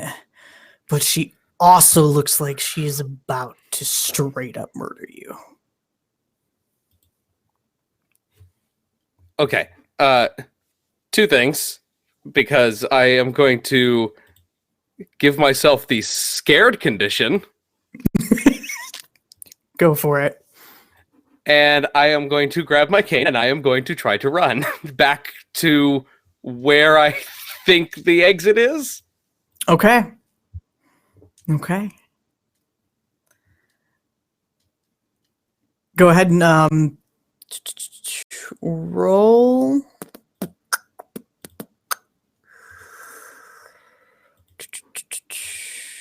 This would be roll move. Let's see how good you are on your feet right now, and Sick. being Two so dice. scared and. Oh no, Stuff. one die because I've got a You have a condition. condition. Yeah, no, it's a fail.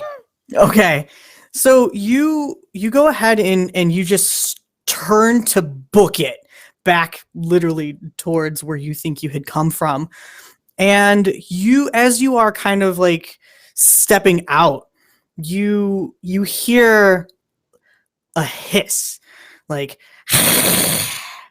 as your foot steps on the broken, crooked tail of the blink cat that kind of hops back and glares at you for a moment and then looks to the creature and then looks back at you. You will find her, it says to you, deeply within your head. And you wake up. You are in Ritter's bed, sweating profusely. You're not sure what time of day it is. Ritter might be there. Ritter might not be there. It's up to Ritter. He's probably asleep on the couch.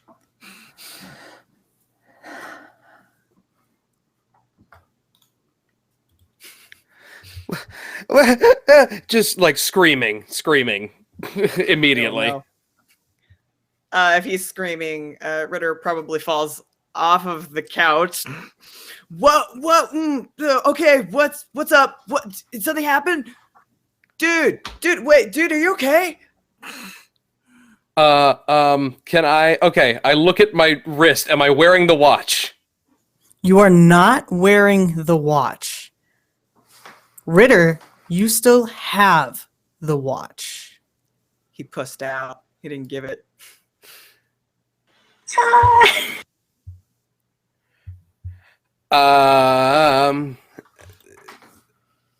Okay, just like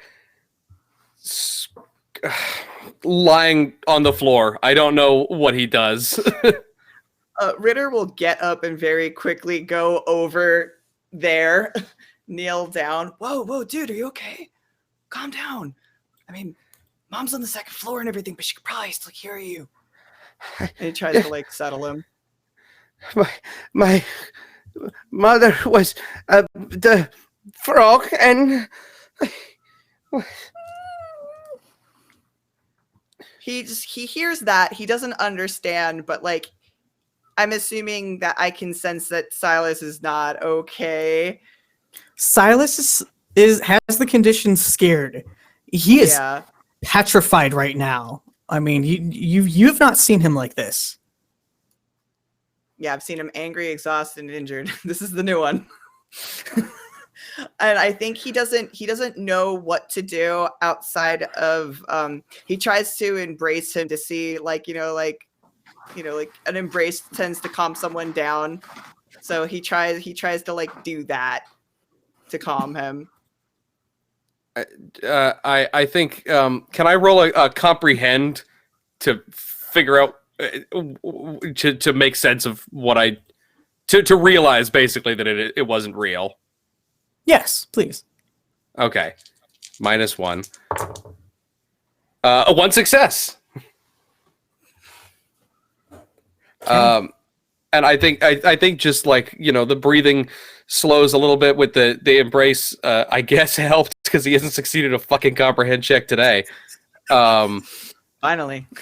Yeah, and he just like the breathing slows and it just breaks down into sobs just over your shoulder and like wet, like your shoulder is suddenly very wet already. Oh no. Ritter, like he just kind of like internally panics, but he's trying to be calm, and he starts kind of like trying to like pat Silas's back and whatnot. And he's like, "It's okay, dude. I get bad dreams all the time too. It's all right. Dreams aren't real." I'm sorry. I saw a creature in the bunker, and I lost your watch. Hey, what? And kind of the watch that you. He leans back slowly. But I didn't. How? Okay, hold on. And like he goes to get up, and like he's probably still trying to like help Silas up too, but then he kind of like drops him up on the bed. Did I tell you? What are you? No, it was. I'm sorry. It was in the dream. You gave me a gift, and I was so mean to you, and I didn't mean to. I'm so sorry. Oh my god! He starts freaking out back. He's like, "Okay, look, it's okay." And like he reaches forward, like it's like idiot sandwich with like the hands on either side of his face. He's just like, "You didn't do anything wrong. It was just a dream, okay? I don't know what Ash said about the watch, but hold on a second." And he kind of like slowly leans back. straightens up, and then runs to go to his coat, and then runs back with the watch. See, it's right here. You didn't lose it. In fact, I didn't give it to you yet, but... And he kind of like, he kneels down, and he's like, see? It's totally cool. It's the exact same watch from the dream. I think he just takes it and like doesn't like I thought I dreamed this. Am I still dreaming? No, dude, you're totally not dreaming, because if you were and I was dreaming, then we would be having some weird astral connection, and I don't think that's what's happening. I think Ashley said something about the watch. Look, I'm sorry, you know, if you don't like it, you don't have to have it. I just wanted No. It's wonderful and amazing and incredibly helpful, and I wish I had said that to you at the time. Well, it didn't happen, I guess, but I'm saying it to you now. Thank you. You didn't have to do that. Why did you give me this? And kind of like he like looks down at the watch, looks off over to the other things that he's bought, and I'm assuming that Silas has seen these other things as well, all the clothes and whatnot, and the alarm thing and the scarf and whatnot. He's like, cause I want you to be comfortable and happy, and okay, I'm just gonna say I like you, and I want you to have nice things. So yeah. I'm so sorry. Why are you sorry? It was a dream, dude. It's totally cool. Here, do you want me No, to I'm sorry that I didn't show you that I was comfortable here and that you felt the need to get all of this. That's not what I want. Kind of like he frowns and kind of like he pulls the watch back. He's like, oh, well, what did you want?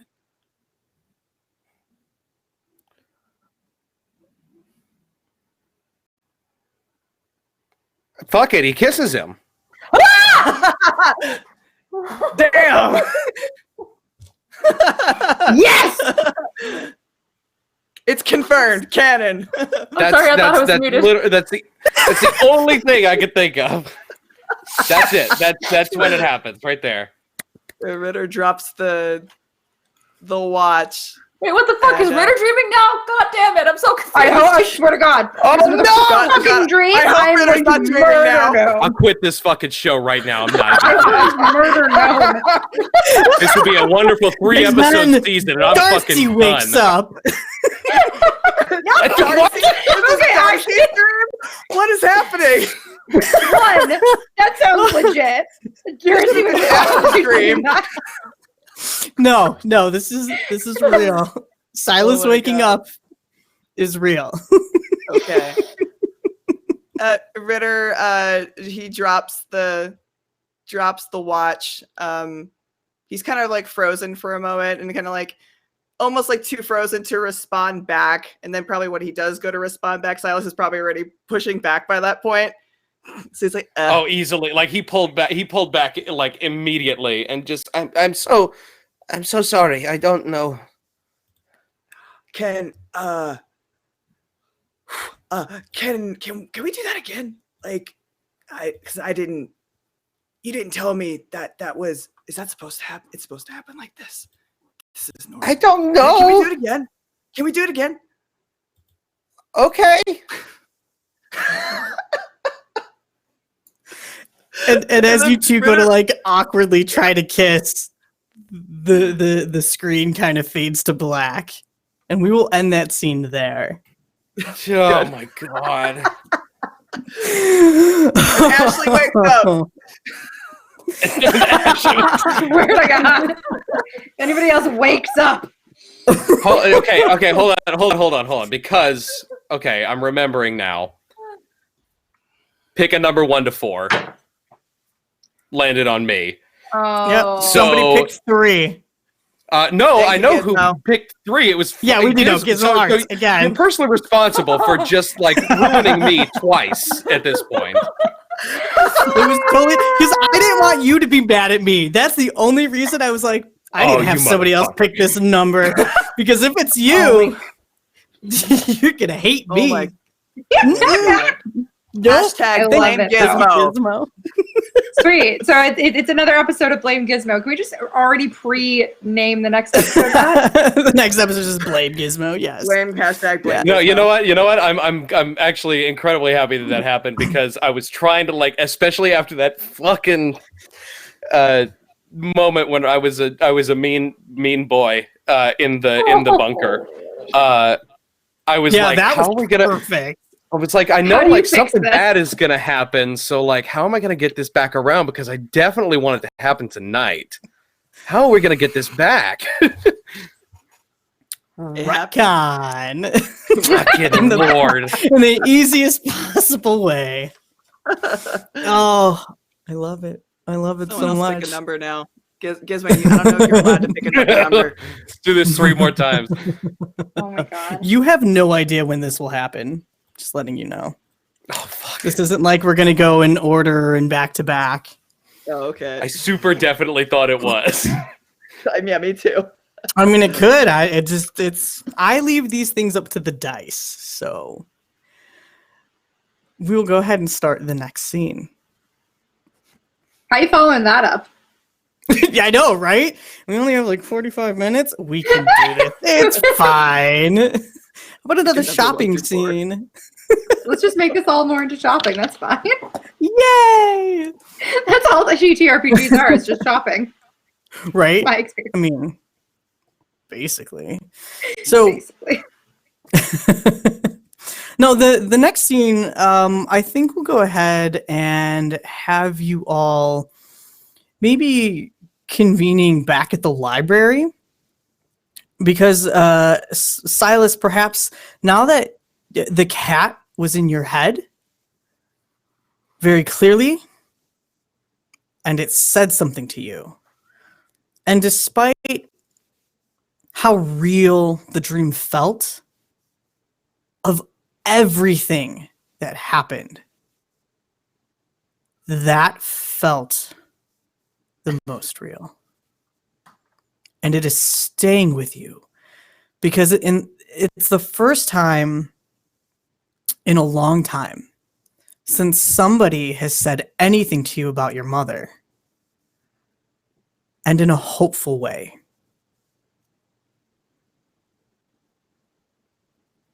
So perhaps you gathered everybody together at the library to try to do some more research.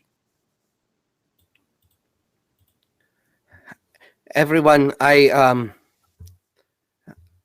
had a very bad dream the other night. But I saw Mr. Blink in it. Oh my God, how is he? Is he okay? He is, yes, he looks exactly the same. I don't know if you could classify that as okay, but yes. I'll go with it. And he said, he spoke to me. What? He can And when he, yeah, and it was like a really cool, like a really great, but that's not important. Anyway, Yes. it sounded like Keith David. He's not an actor right now. He's not that big right now. I'm just imagining Coraline. That's what I'm imagining. The cat from Coraline.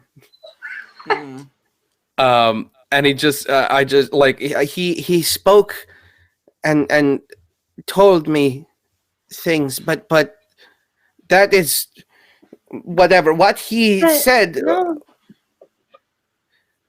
I feel like Ashley's just kind of lounging very casually. Nice watch. Ritter, who is sitting very attentively and actually like hardcore paying attention, like suddenly he's just like, yeah. There's a little glow around. I'd like it noted Darcy definitely brought Sal. For God's sake. Sounds like probably not like in your like adorable like rainbow backpack or something. Yes. Like you just like keep him in there. Yeah, it's way easier than the box. Well, it's funny you mention the watch. Yes, it is really. Look at this, And he like clicks the things and the flashlight goes a couple of times. but anyway, That's so cool. Where'd the watch come from? Ritter turns red at that. Darcy has no idea. She didn't watch that purchase. The watch is a dream come true, and I mean that literally because I saw it in my dream. Really? So you dreamed the watch. You dreamed about getting the watch, and then you got the watch somehow. Somehow, yes. That's magical. Ashley's gonna look at Ritter like. He actually looks a little like he kind of creases a brow, and he's kind of like, "Yeah, that was weird." I don't know what Mr. Blink is, but I saw him in a dream, and the dream happened. Wait, so what did he say? You said he spoke to you. That is not important. Ashley's gonna Better put her start hand on pulling your this back. shoulder. Or okay, never mind. Oh, no, Are we on like we either both side do of it him? the same- Yeah, we both do it on either side. You guys are now the like Silas support group when he has to talk to Darcy. I'm like I have my hand just like on your shoulder, and I'm just like, dude. So I'm confused. What Mr. Blink said's not important, and also where the watch came from, even though it's from a dream, I still don't understand how it ended up from the dream on your wrist. Did you get it from a ghost? Quick question. Silas told Ritter probably everything once they calmed down. Or would he have kept that information to himself?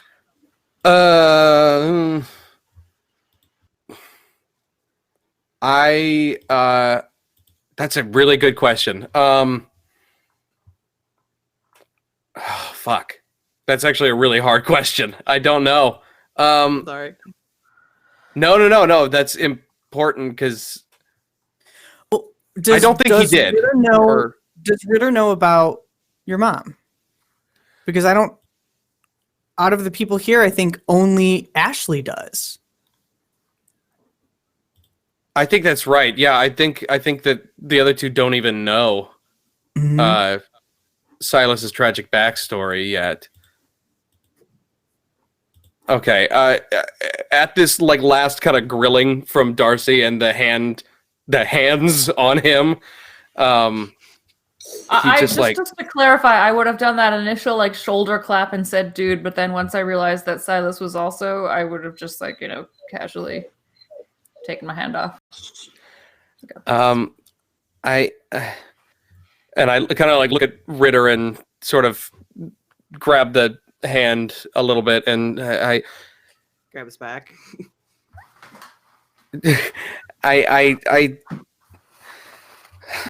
I have not told many people this, but years ago, my mother went missing. This was back when I was still in Stockholm, but I never saw her. She just vanished one day. And in the dream, I saw her, but she was a baby frog. She was a monster, and she was broken and horrible. And the cat told me that I would find her again. I don't know if I would find her like that or if I would find her okay, but in the dream,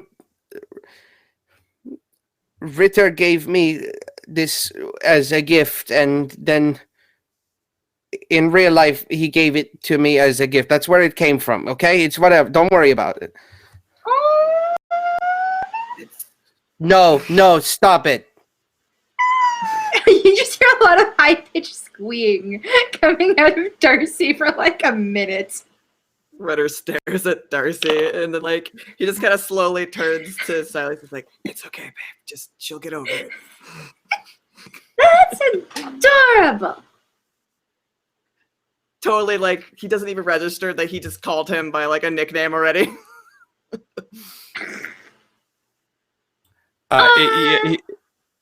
He just says, so I don't know about the Mr. Blink, but he This is like I don't the know if best he day. Mr. Blink can talk? yes. Well, in the dream, I don't. He's a cat. I don't know. No, I believe. I think that was real. Well, then we need to worry about what you saw, dude, because Yeah. we should do everything we can to help your mom and find your mom and make sure that whatever you saw, baby frog, that doesn't happen, because your mom's important. Yeah. I hope she's okay. Maybe it was just like a ghost speaking on her behalf in the frog? I don't know. I've never seen that, but maybe. I don't know. But if she were to be anywhere, she's still in Sweden. I don't understand how. Yeah, but how long ago was it? I don't know. 3 or 4 years. Well, I that's don't plenty know. long enough to walk here. Walk across the ocean. I love you.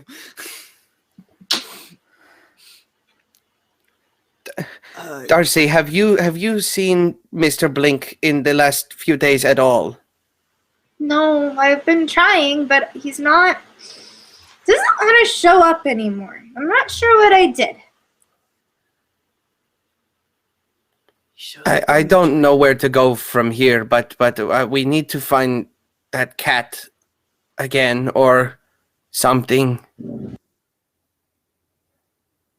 Okay, so like I know this totally sounds like Labyrinth and everything like that, but maybe we just need to like go on the super elaborate dream, and then maybe we can like reach out to Mr. Blink and ask him for some specifics. Guidance? Yeah, no direction. Like, I don't know, like a spirit animal or something. Or maybe he could be the spirit animal. But that requires him to show up. Well, it requires us to like sleep, right? Oh, yeah. I don't know how to control Yeah, no, dreams. you're right. So wait, why did we come back to the library? I guess to see if the cat's here. This is the last. Yes, you're right. I mean, this is the last place we saw him. I don't know where else he would be. The park, maybe, but unless we can do some sort of research on dreams, I don't know. This is not Darcy. You can see spirits. Yeah, Wait, what? well. You just look at her sketchbook. It's full of them. Yeah, the ghost drawings. They're super rad. It's a really cool style. Thanks. What? They're not actually ghosts. Like Darcy, Well, you taught everybody's- me, right? As a ghost. Right, but like I'm not actually like a ghost, right? Unless this is some sort I of don't know. he like trails off. I think we're all ghosts. And she just kind of stares off into nothing. He stares at her. Yeah, but we're not actually dead, right? You don't need to be a ghost. That's oddly philosophical, but he kind of like, I know. I mean, yeah, that's really deep, Darcy. You should write poetry too. Oh, Hold on, please hold on for a moment. Are you saying that can you just not draw legs?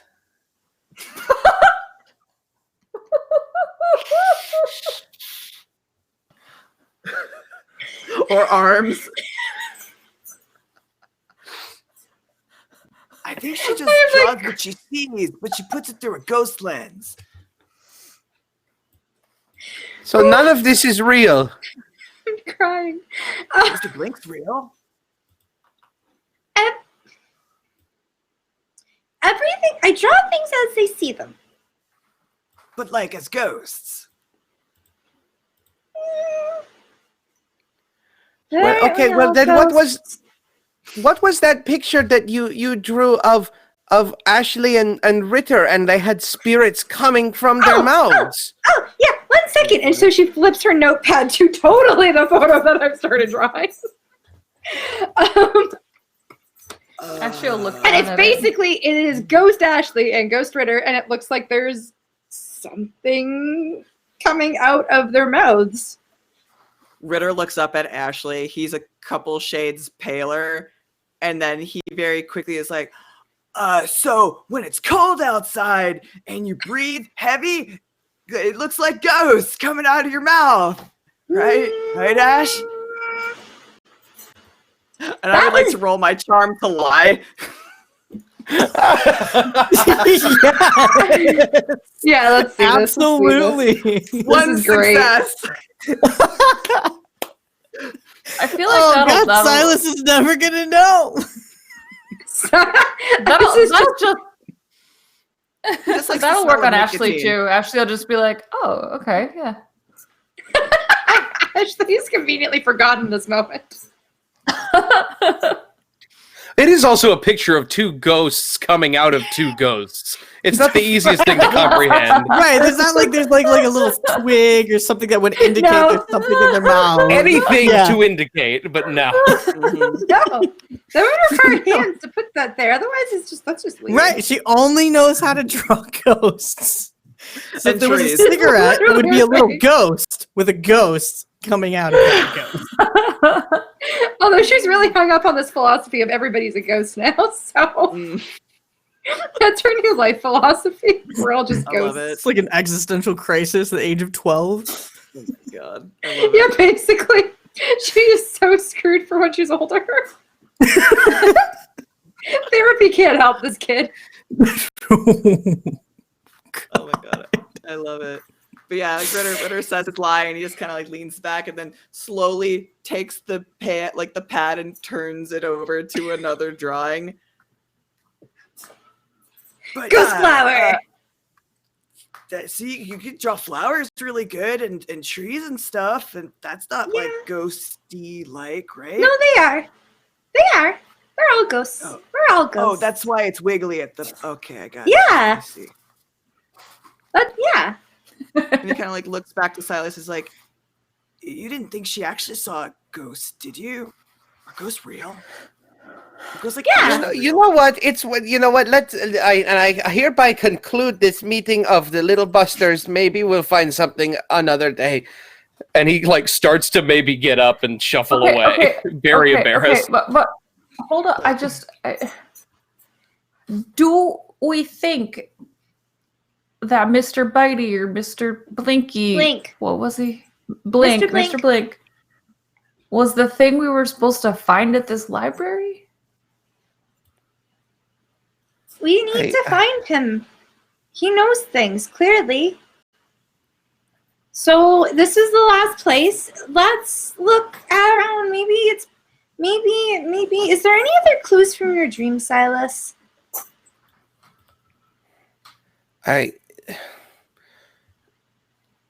He said that I would find my mother, and I Okay. saw the watch, and there was a secret passage in the bunker. I don't know if that's real. I've never seen it Then before. why are we not at the bunker? Yeah, why are we not at the bunker? I Have we don't not looked know. at this? Or Probably because it was scary from what was said in the dream. he's like trying to give Silas an out. I don't know why we're not at the bunker. This is on me.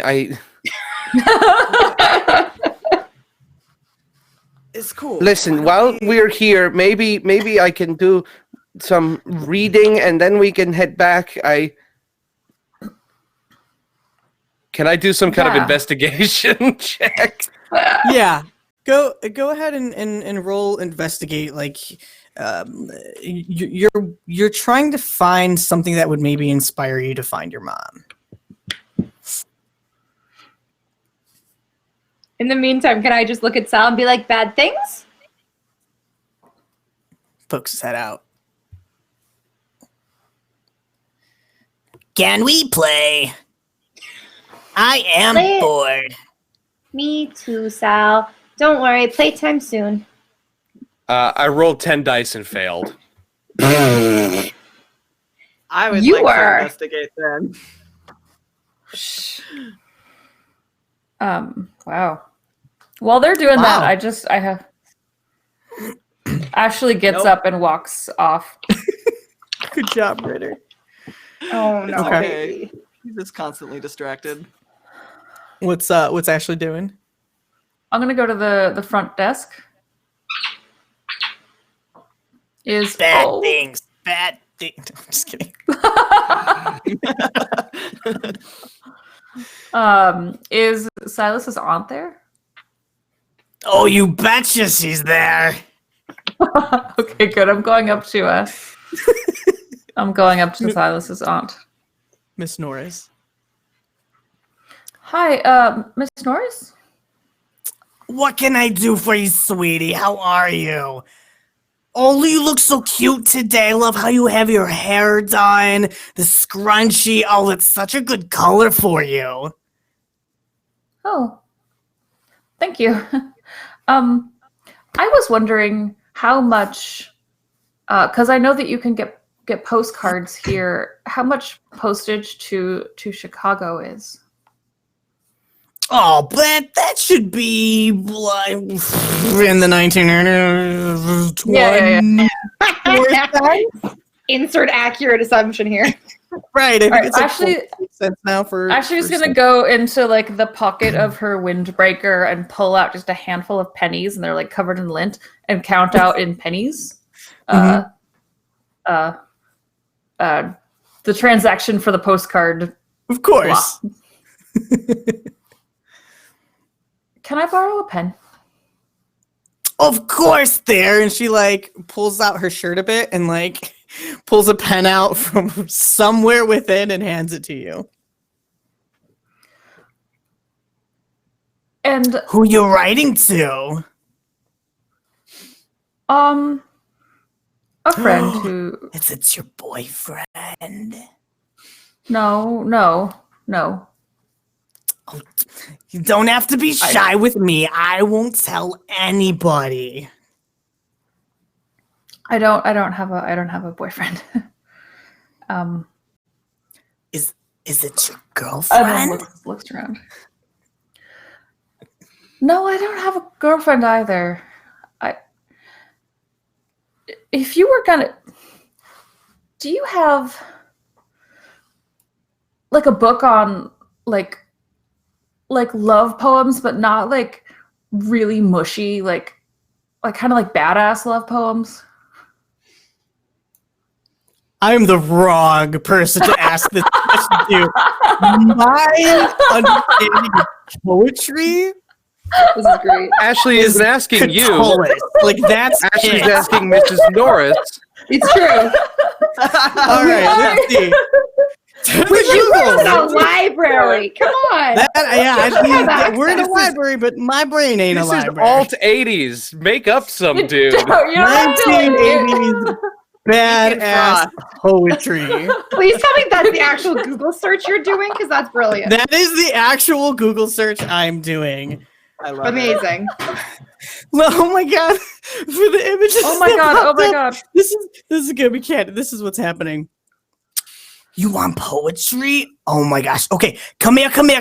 And she's gonna like take your hand and kind of like drag you, hug you all the way over to the video section.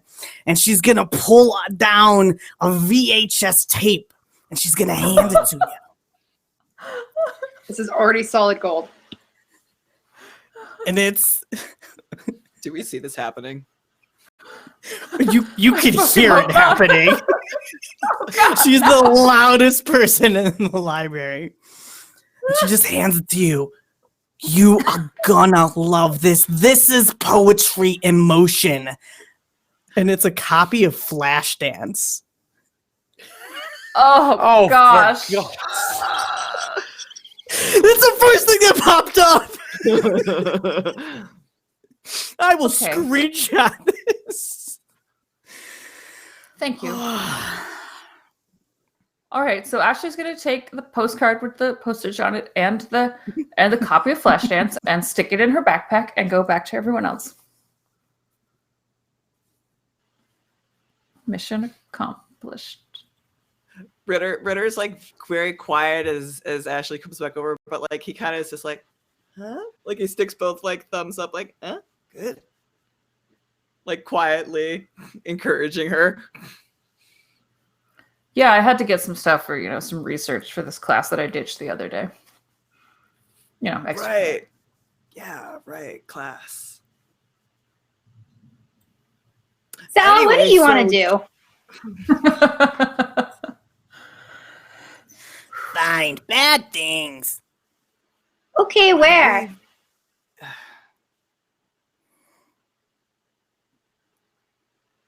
The park. Bad things always there.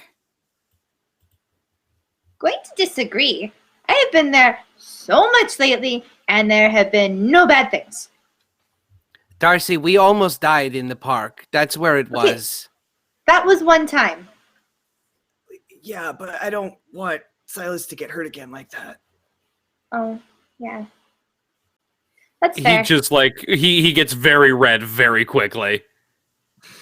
Well, we agreed that next time we do any sort of mission, we were going to have a plan first. And if we had a plan, then people wouldn't get hurt. So, Silas, what's the plan? Yeah. Silas, what's the plan? He looks at Ritter like, anything? He goes red and he's like, okay, so if we're gonna handle this, we need to all make sure that we have some form of protection, super thick pants, all of some sort of weapon. We need weapons.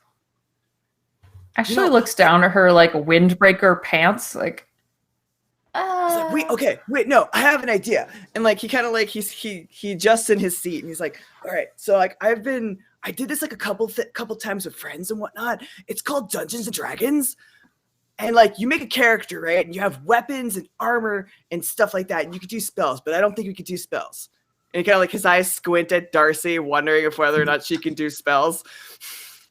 And he's like, but it's all the same. We need to have stuff that protects ourselves and we need to arm ourselves. you lost me at dragons. Why is there a dungeon? Because that's what you do in dungeons. You fight dragons. Yeah. We kind you of get already treasure. have our own dungeon. Right. And We there gotta might be find a the dragon. dragon in there. There better not be a dragon in there. It might be a baby frog creature. We don't know, but we need to take precaution. So why don't we go get like some sporting goods stuff? And that way we won't get hurt as easy. Okay. I mean, I've got Someone my else has bat to and a pay. hammer. Okay.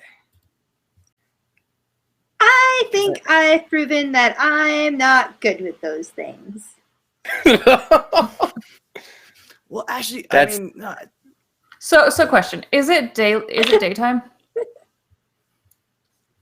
Yeah, it could be like the weekend or something. Okay, maybe. You know what? So I've got a bat and I've got a hammer in my backpack, and it's light out, and things that are weird don't really usually happen when it's light out. So we could just go and look, and it's like a recombinance mission. That's the word, right? reconnaissance. No, I think it's Renaissance mission. No. I that's don't a- know the English word for this. What's the non-English word?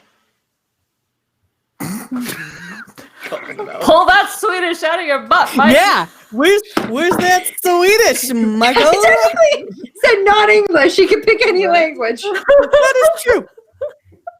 Fair enough. You make me. You're assuming that I know it in any other language besides English. I think Renaissance is across the board. I do But I like think the you word is going on a reconnaissance. Renaissance mission. Yeah.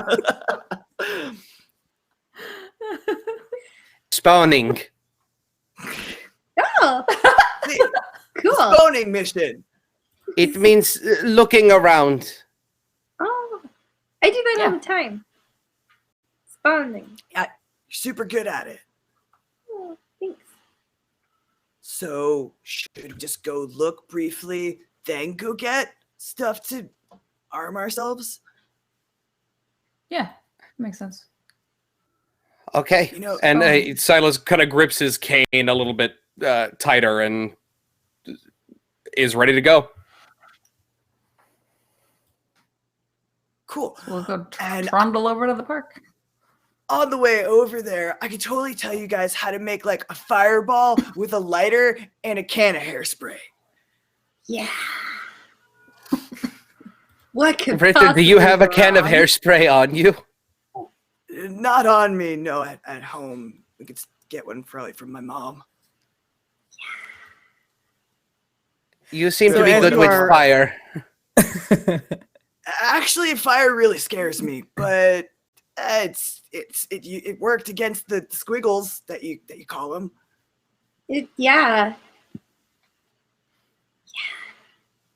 That'd be like magic. Right? Yeah, you could be like the mage. It's probably a bad idea to give Darcy Such a control of an aerosol can and a lighter. I already have Sal. Really? Are we?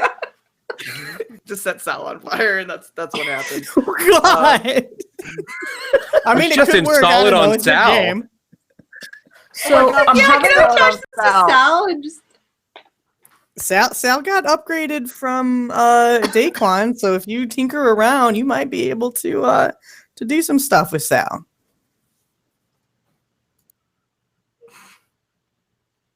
And by do some stuff, we make him hold onto a lighter, and I'll just. Make him a flamethrower. Just duct tape it on there. Yeah.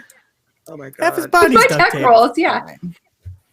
And we use our teleportation magic to take us to the park. The park is Far right wide. beside the library. We Perfect. just walk Right. over. It's through like the right wall to across the the park. street. Now, as you are all walking, we actually are going to watch the camera kind of follow you. Silas limping every other step, maybe, like, you know, Almost so you hear the convincingly? cane. Yeah, almost convincingly. And, you know, you and Ritter are kind of talking, and Ashley and Darcy are kind of going over Darcy's, you know, images of like, you know, I've been to the park before. These are the only people that I keep seeing. Like, you know, trying to explain to you the things that Darcy has seen on her reconnaissance mission or Renaissance mission. Excuse me. Running. Spurning? I don't actually know. I'm Sporting? just going to say it different every time. Boning. I put it into the chat. That's what Google Translate told me. Burning. Okay, we'll Burning. go with it. It's a thing. So the camera is kind of like pulling back and cuts back into the library now.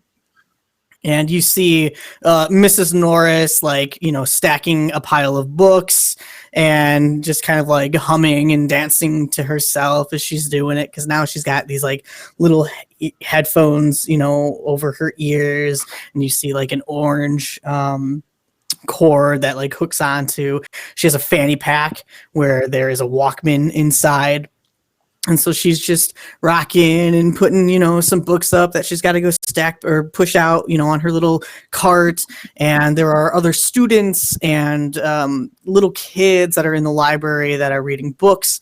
And instead of it, the camera's going to look towards the window that you had seen the blink cat at. And nothing's there. It's daylight. You could see cars kind of like driving by from the street. Still snow on the ground. It's still rather cold out. Instead, though, the camera's going to tilt upwards.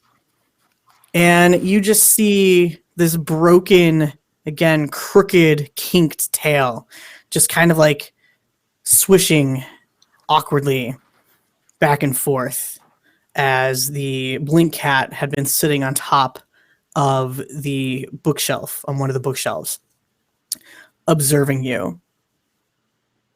And it disappears. And we're going to end tonight's game there.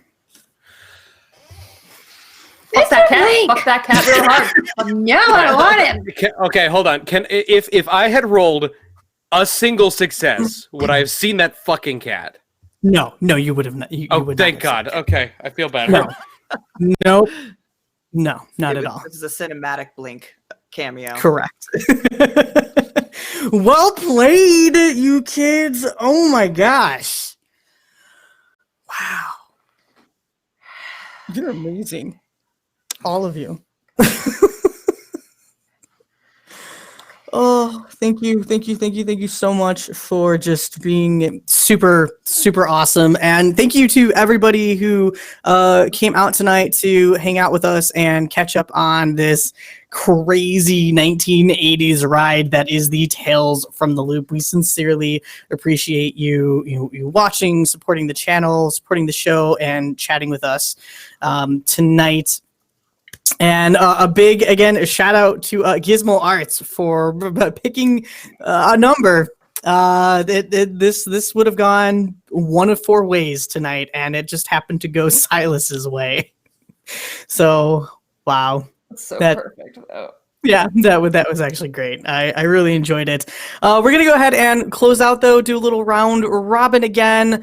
If you could all let people know who you are, where they can find you, what projects that you have going on this week. And we will go ahead and, again, start with, I'll learn this, the thing, with our adorable Darcy player.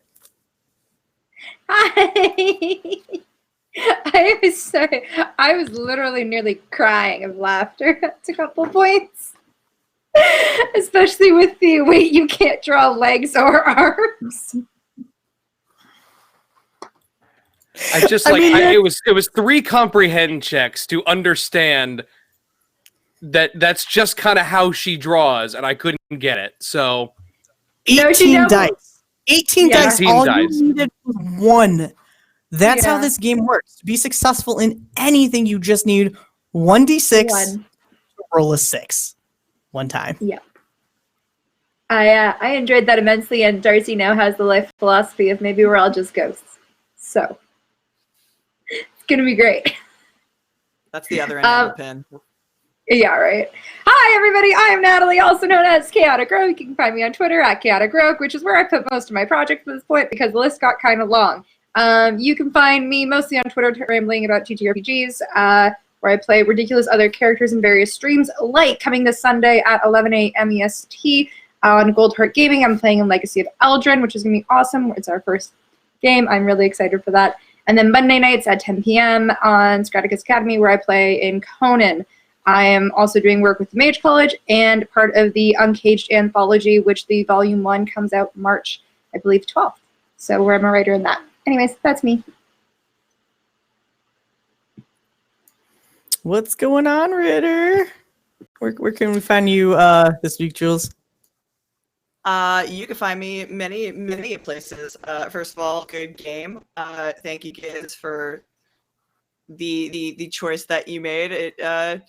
It made some things canon, and now my shipping heart is happy.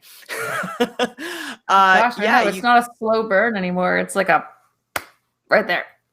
It's good. Well, now no one can torture us because now it's a thing. But you can follow me at Triangle Art JW on Twitter. I do lots of art and things of the like. As of this weekend, I will be in Washington, D.C. for KatsuCon. So if you guys like merch and whatnot, if you're in the National Harbor area, please feel free to check me out at table B10. Otherwise, I will be running Monster Hearts this Friday over at the Bimbo Gamers channel, and we'll be having a special guest pro restarter there to spice things up with the group. We'll have 2 vampires, so we'll see who can outbite the other. So that's pretty much it. I love that's gonna be amazing. It's gonna be awesome. And let's hear from you, Michael. Hey. Hi, I'm Michael, and I'm very happy with how tonight's episode turned out. Though I was very, very unhappy in the middle of it. Yeah, I think just the whole interaction with just everything with this ended up being a very. I was talking about this earlier. This ended up being a very Silas centric episode, which I'm not attempting to do. I think it just happened again. That was purely random. Yeah. Blame Giz. But honestly, it finally happened, and I realized finally it's literally only been 3 episodes, but it seems like we've been talking about this for about 6 months. You can finally post that art. I can post it now. Yay! Yep, it's now canon. It's fine. So, my name is Michael. I am the creator and dungeon master of the Dungeons, Dragons, and Dives podcast. It's a 5th edition actual play podcast, which is exactly what it sounds like. It is our party following around what is essentially fantasy Guy Fieri, looking for the mythical lost city of Flavortown. We just released episode 46 yesterday in our new campaign. I think this is episode 92 overall. Yeah, we've been going for a little while, but we're finally getting into some really. I'm gonna spoil this for people who we're getting a little closer to Flavortown. We're getting a little bit closer every day. There's still quite a ways to go, though. I know that for a fact. But you can also check me out, Dungeons, Dragons, and Dives on Twitch. We've been doing some video game streaming. Maybe we're going to do some tabletop stuff at some point. I would love to figure that out. And also check us out on Twitter at DDDivescast. Bless you. Gesundheiten. That's it. That's me. Oh, fantastic. You did great tonight, my friend. That was Thanks. well played. Well played. And Britt, how's it going? How are you? What are you up to this week? Oh gosh. Well, first I was about to be like, Michael, don't, because I'm actually listening. But yeah. No, it wasn't a real spoiler. I'm so far back because I started at your Christmas episode and then I hopped back all the way and then I was like, wait, these aren't those characters. So then I hopped up to right. We've recently changed the episode labeling, so it might be a little bit easier to figure out at this point. Okay, yeah, I'm Britt. At Atomic Firebird on the Twitter land. Let's see. I've got a pinned post where you can see what I'm in and it makes sense. So let's see. Tomorrow morning, one of the podcasts that I'm in gets released every Thursday morning, and that's Heroes of the Hydian Way, which is a Star Wars FFG podcast. And I play a very nervous doctor guy who used to work with gladiators, so he's really good at punching. But oh gosh, there's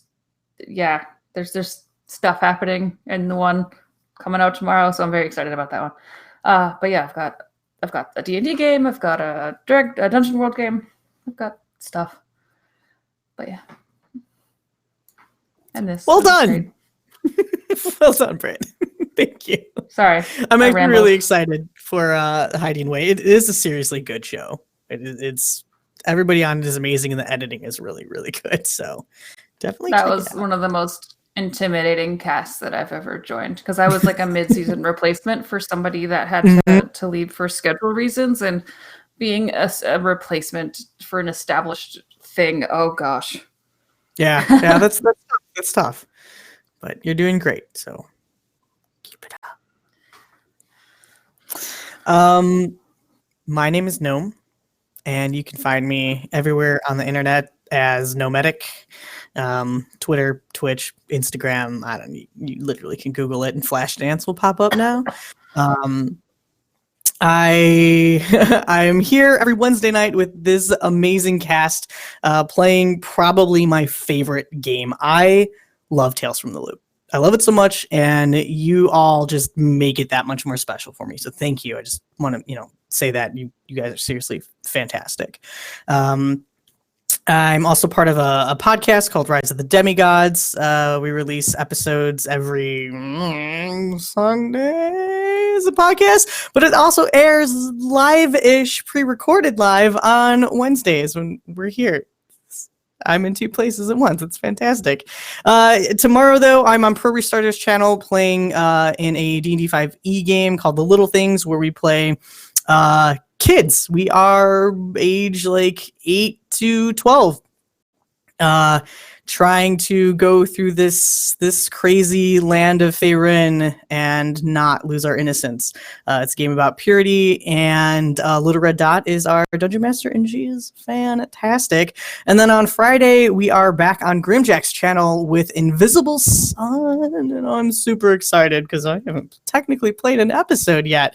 So it's going to be great. I'm really looking forward to it. It's a crazy game of surrealism. Like, I just told you I was terrible at poetry. You should see how bad I am at surrealism. Just, it's awesome. It's gonna be great. Those are kind of the big things that I'm in, and I'd like to, again, though, thank Encounter Roleplay. Thank you for having us on. We will be back every Wednesday, 8 p.m. Eastern Time, here playing Tales from the Loop. And as a little final remark, shout out to our wonderful sponsors, Fantasy Grounds, Wayland Games, and Dice Envy. We seriously appreciate your support here on Encounter Roleplay. And yeah, we'll see y'all next week on Little Busters. Hope y'all have a fantastic evening and have some cool adventures this weekend. Catch y'all later. Bye, friends.